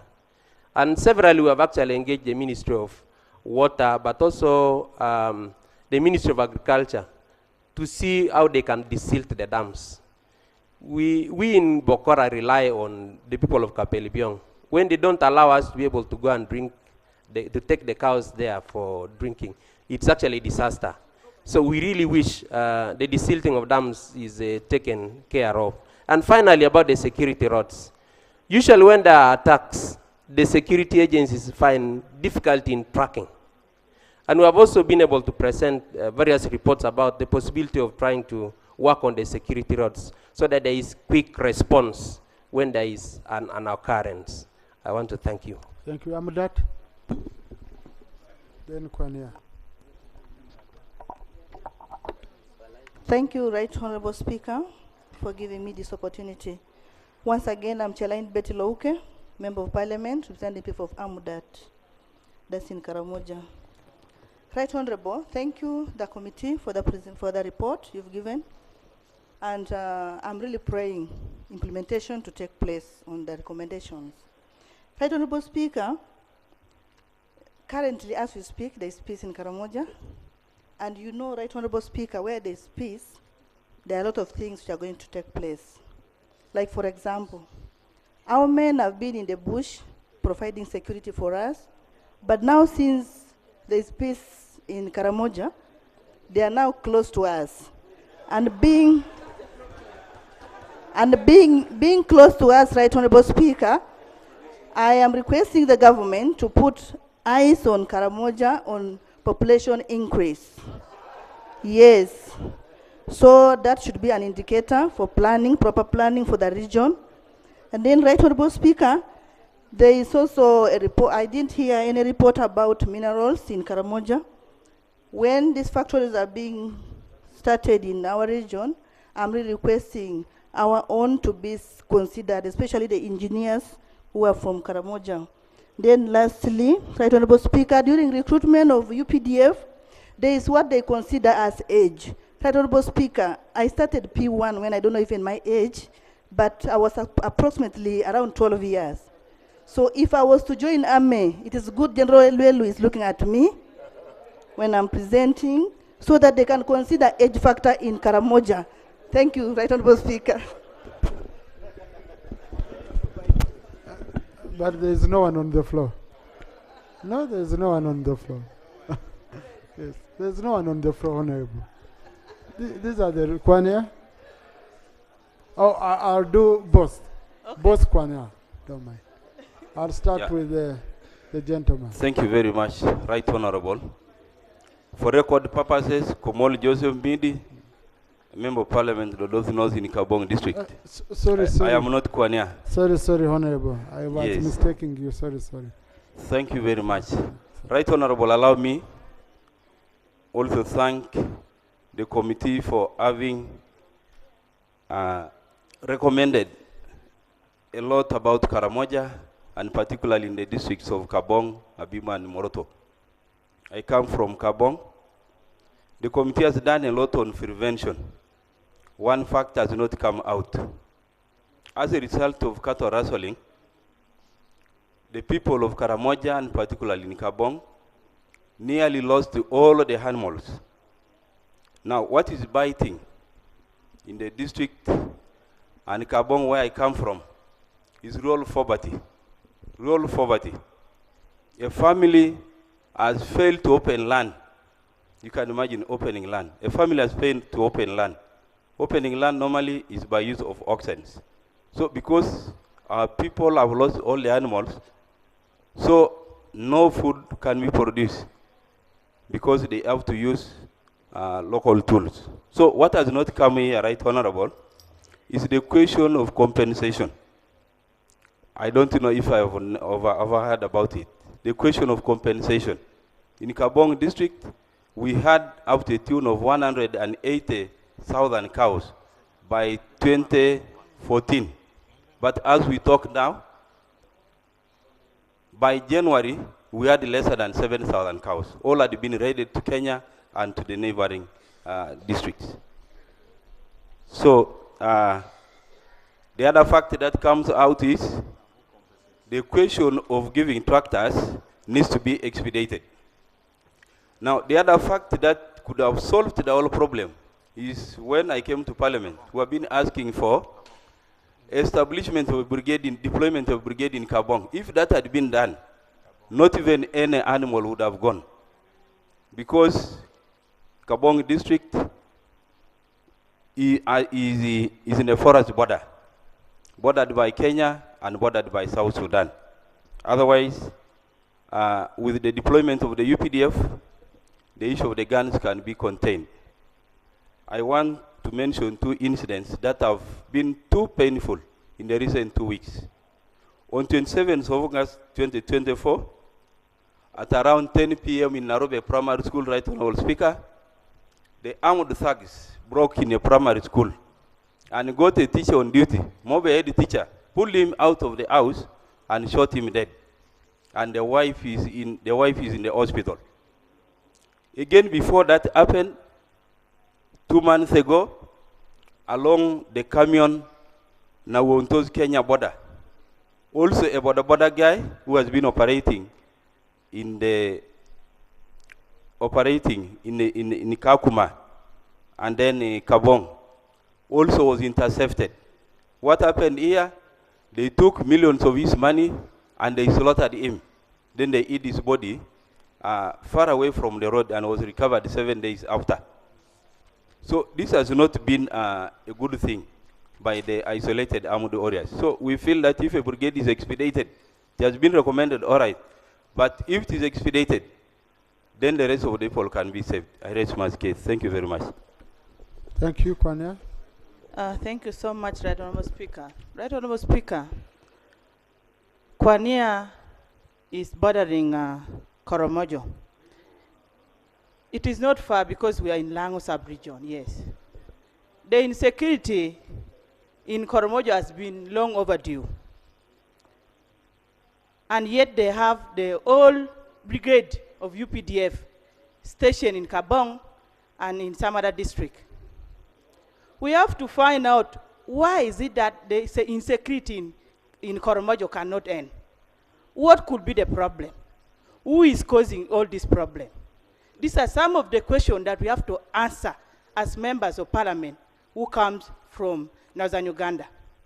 Because whenever there's a problem or whenever there's insecurity in Karamoja, the entire Northern Uganda is affected. In terms of production, in terms of farming, and all those other things. So for me, I would suggest, if possible, we have the brigade that is stationed in Kabong. Why don't we put all this UPDF brigade in most of the district in Karamoja so that we can attain the peace that all these other Ugandans are yearning for? Thank you so much, Right Honorable Speaker. Thank you. Deep Whip. Thank you very much, Right Honorable Speaker. Right Honorable Speaker, I join colleagues who have spoken earlier in appreciating the report by the Committee of Defense and Internal Affairs. Right Honorable Speaker, the military colleagues who are here, General Iruelo and the rest, will agree that you can take over a territory, and if you don't leave there personnel, even if you go to pursue another territory, by the time you come back, you'll find that the territory you have taken over has already been run off. So I think the major thing in Karamoja, we have seen over time, the situation in Karamoja improves, deteriorates. It improves, it deteriorates. Why? Because of sustaining the force that had been put. So if the military can really put a brigade, as has been proposed, that would be a plus. But what the committee did not touch on, you know, when we are looking at the military, we most times forget about the police. There are areas where police would be necessary in the area of Karamoja because the military there is the harder part. And then the police need to handle also some of the softwares so that the people get interested also in getting used to our security forces. Secondly, Right Honorable Speaker, we also must know why the Karamojong or the people in Karamoja do hold guns. For as long as the neighboring countries are not disarming, it will be very difficult for Karamoja to remain without arms, because they also need that to protect themselves against the external raiders. So that also needs to be looked into. The report, the committee mentioned it very clearly, that the Sudan, the Kenya also need to be sorted out if we need permanent peace in Karamoja in terms of guns, illegal guns out of the hands of the local population. Thank you very much. Thank you. Oseku? I'm picking one member per sub-region. So the sub-region is where I've already picked. Thank the you. neighboring sub-regions of... Thank you very much, Right Honorable Speaker, for the opportunity. And permit me to applaud the committee for the report. Most of the recommendations are good. But Right Honorable Speaker, I worked in Karamoja for 9 years. And these recommendations are just merely part of the solutions that should be able to render Karamoja a secure place. Want to applaud the UPDF and the NRM government, because before NRM came to power, they had a 10-point program. And Karamoja was identified to be one of the areas to be tackled by government. And indeed, they have attempted to deal with this problem, and to some extent, we have succeeded. Right Honorable Speaker, now the issue is the causes of this recurring insecurity in the region. The problem being, to me, perhaps that government has failed to properly diagnose this problem. There are two issues. One is the strategic problem for this cause of recurrence of insurgency. And I want to thank Honorable Court, because he has said, if we do not deal with these external factors, we as a country are only dealing with the tactical issues. That is what pertains to us internally. And for that matter, without having to waste a lot of time, I would request and maybe recommend that this issue be recommended to the East African Legislative Assembly, to the East African community, so that a strategic plan is developed from there, to which all these member states, the Sudan, the Kenya with their Turkana and the other aggressors, can properly discuss this issue, and then they come up with a plan to implement. Then we can have peace forever. Without that, this problem will continue recurring.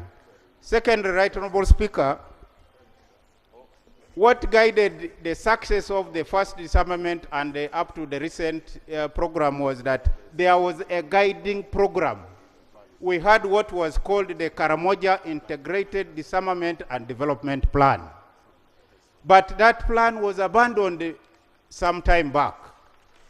The Ministry of Karamoja should be able to put together a proper plan that should be followed. Other than just these mere recommendations were put, the plan was so big, and so we need a proper plan that can be properly checklisted to see how far we are progressing in as far as the investment in the peace and development of Karamoja is concerned. We need development there. We need water, We need industries. This livestock and pastoralist industry needs to be developed. And we need to invest in that livestock. We need the meaty packers in that area. And then we shall be able to ensure that development takes place, employment opportunities are provided, and the people are able to gain out of it. Toroma. Thank you very much, Right Honorable Speaker. Katakwi, especially Toroma, where I come from, is an immediate neighbor to Karamoja. I want first of all to thank the Commander-in-Chief of the Uganda Armed Forces for deploying General Don Nabasa. At least the situation is improving. However, there are still some challenges. One, there is a security road that begins from that side of Abim, Kapelebyong, Amuria, Katakwi, up to Bugesu region. I wish if that road can be put in place, and also water in the areas where there are soldiers, because getting water in those areas is really very bad. No, it is really very difficult. That could improve the situation. Then also the patrol vehicles. The people, especially the armed forces who are trying to sort out this problem, they don't even have the motorbikes in order to arrest the situation. If those motorbikes can be availed, especially in a barracks there, it will be very easy. And lastly, security, I'm here, General Elelwa is here. These cameras, especially the solar cameras, can do a very good work. This one that can do visual sight even at night. It will help the soldiers who are doing the operation there to net the captives. Thank you very much. I submit. Dokoronos. Thank you very much. I really thank the chair for his presentation, but I want to say that the presentation centered mainly on military solution. This has been, all times I've been hearing this solution of Karamoja of raiding, it is military. I would want to propose, mainly because I come from the private sector, a private sector approach. A cow which is being raided is usually those cows which are 70 kilos. And when the Karamojong or a raider whistles, the cow will run for 50 kilometers without standing. Let us change the strategy.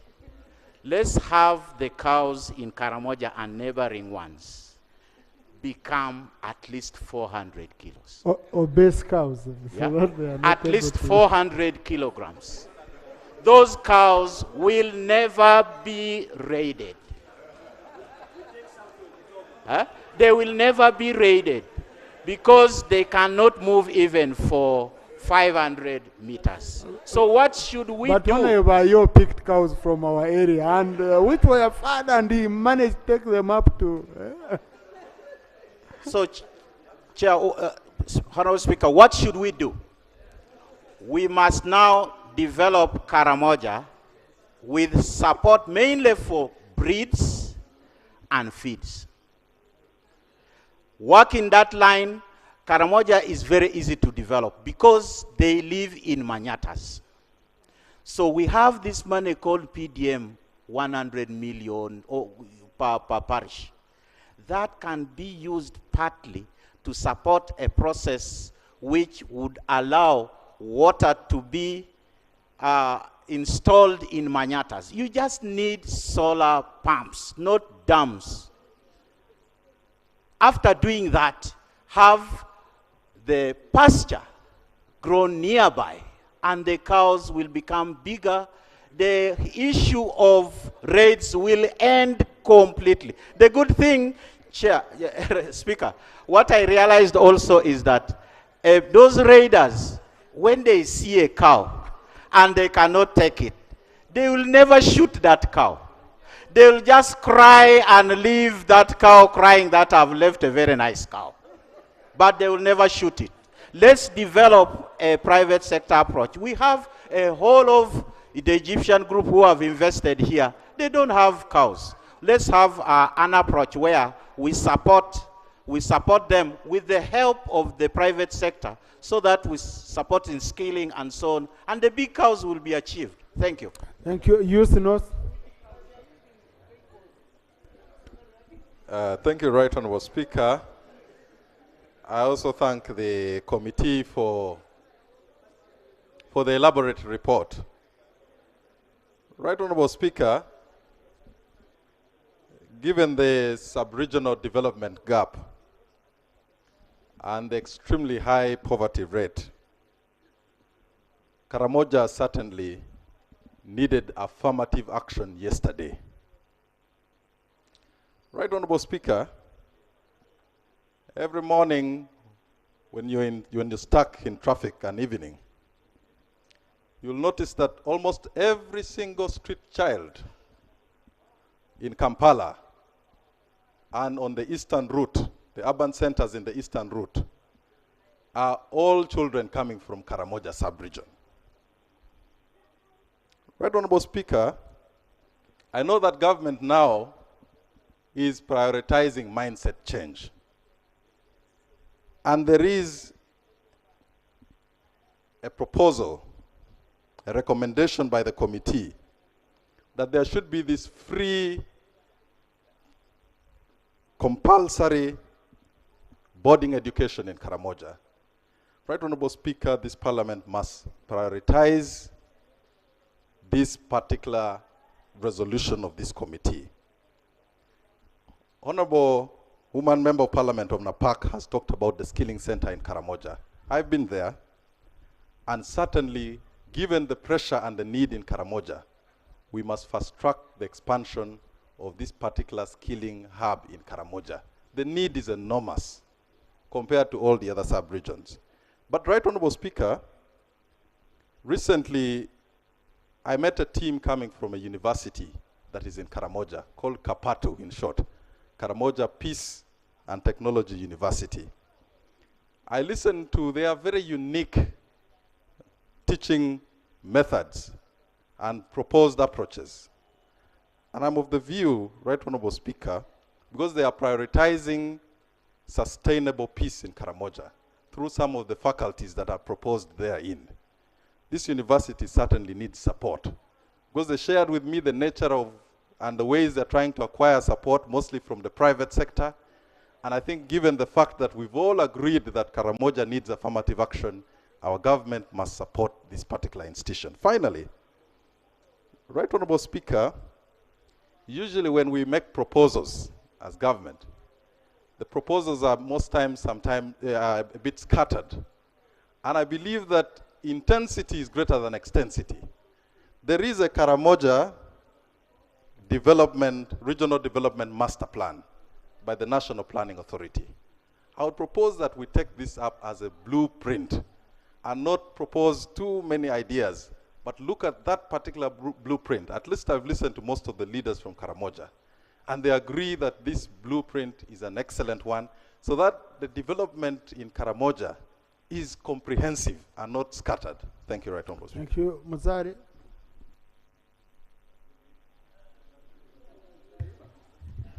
Thank you, Right Honourable Speaker. Right Honourable Speaker, I want to begin by thanking the chair of the committee for the good proposals. Right Honourable Speaker, I have been around. I have had the problems of Karamoja, and most importantly, is to do with insecurity in that region. We may have so many good ideas, but provided we've not managed the issue of insecurity in the region, there is nothing. Right Honourable Speaker, My concern is one. Today, you go to construction sites of Chinese, you'll find a mini barracks on those sites. You'll find individuals guarded with the soldiers, about 10 of them, on one individual. You go to Chinatown here, you'll find about 20 of them. These are sites that are supposed to be manned by police officers. We are supposed to deploy these people in Karamoja. These people should be in Karamoja. Uganda has performed well outside the country. We've performed very well in Somalia, in our neighbors, Central Africa, Congo. Why? Why should we still have insecurity in our country?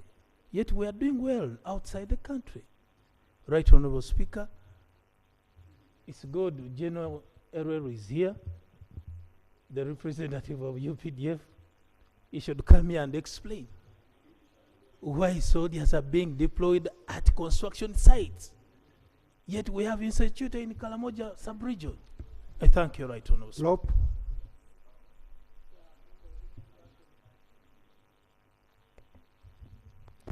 Honorable Speaker, I want to firstly appreciate Honorable Linus Ngompek and his committee for the report. I saw members laughing when he stood up to speak. This man can be serious when he chooses. Right Honorable Speaker, I've been to Kidepo Valley National Park. For those who don't know, by the way, if you want to be assured of seeing lions, Kidepo Valley National Park is the place to be. While there, I hiked with the team I was with, Mount Morungole, and we went to see the Ik community. Why do you look for small hills? Why don't you hike serious mountains? I have done all those ones, so I wanted a new challenge. So we met the Ik community at the top of Mount Morungole, a very vulnerable community which hardly accesses government services. I know we are talking about defense, but I thought I should slip that in because I saw with my eyes the Ik community, among several others, but specifically this one, I kept wondering which world in which they are. Hardly any social services. I hope government knows about those people because they are there. There you are. Honorable colleague, just for information, in the 10th parliament, that's when they had the inaugural MP. The president made it very clear that this was affirmative action because they are an endangered tribe. I think we have the Ik, the Dodos, the Tepet, and the Batwa, you know. Yeah, so, but indeed they need more support, like you said. And that's the point I was emphasizing, right, Honorable. It's good there's an MP from that area, but you see the community itself is still extremely vulnerable. In connection to that, right, Honorable Speaker, one of the reasons why disarmament in the Karamoja sub-region, and now in this particular area, because there's a game park, elephants keep raiding the crops of the community, so the community keeps thinking they've got to protect themselves against these animals. So when you're telling them to surrender their guns, it does not make sense to them at all because they're not safe. They're not safe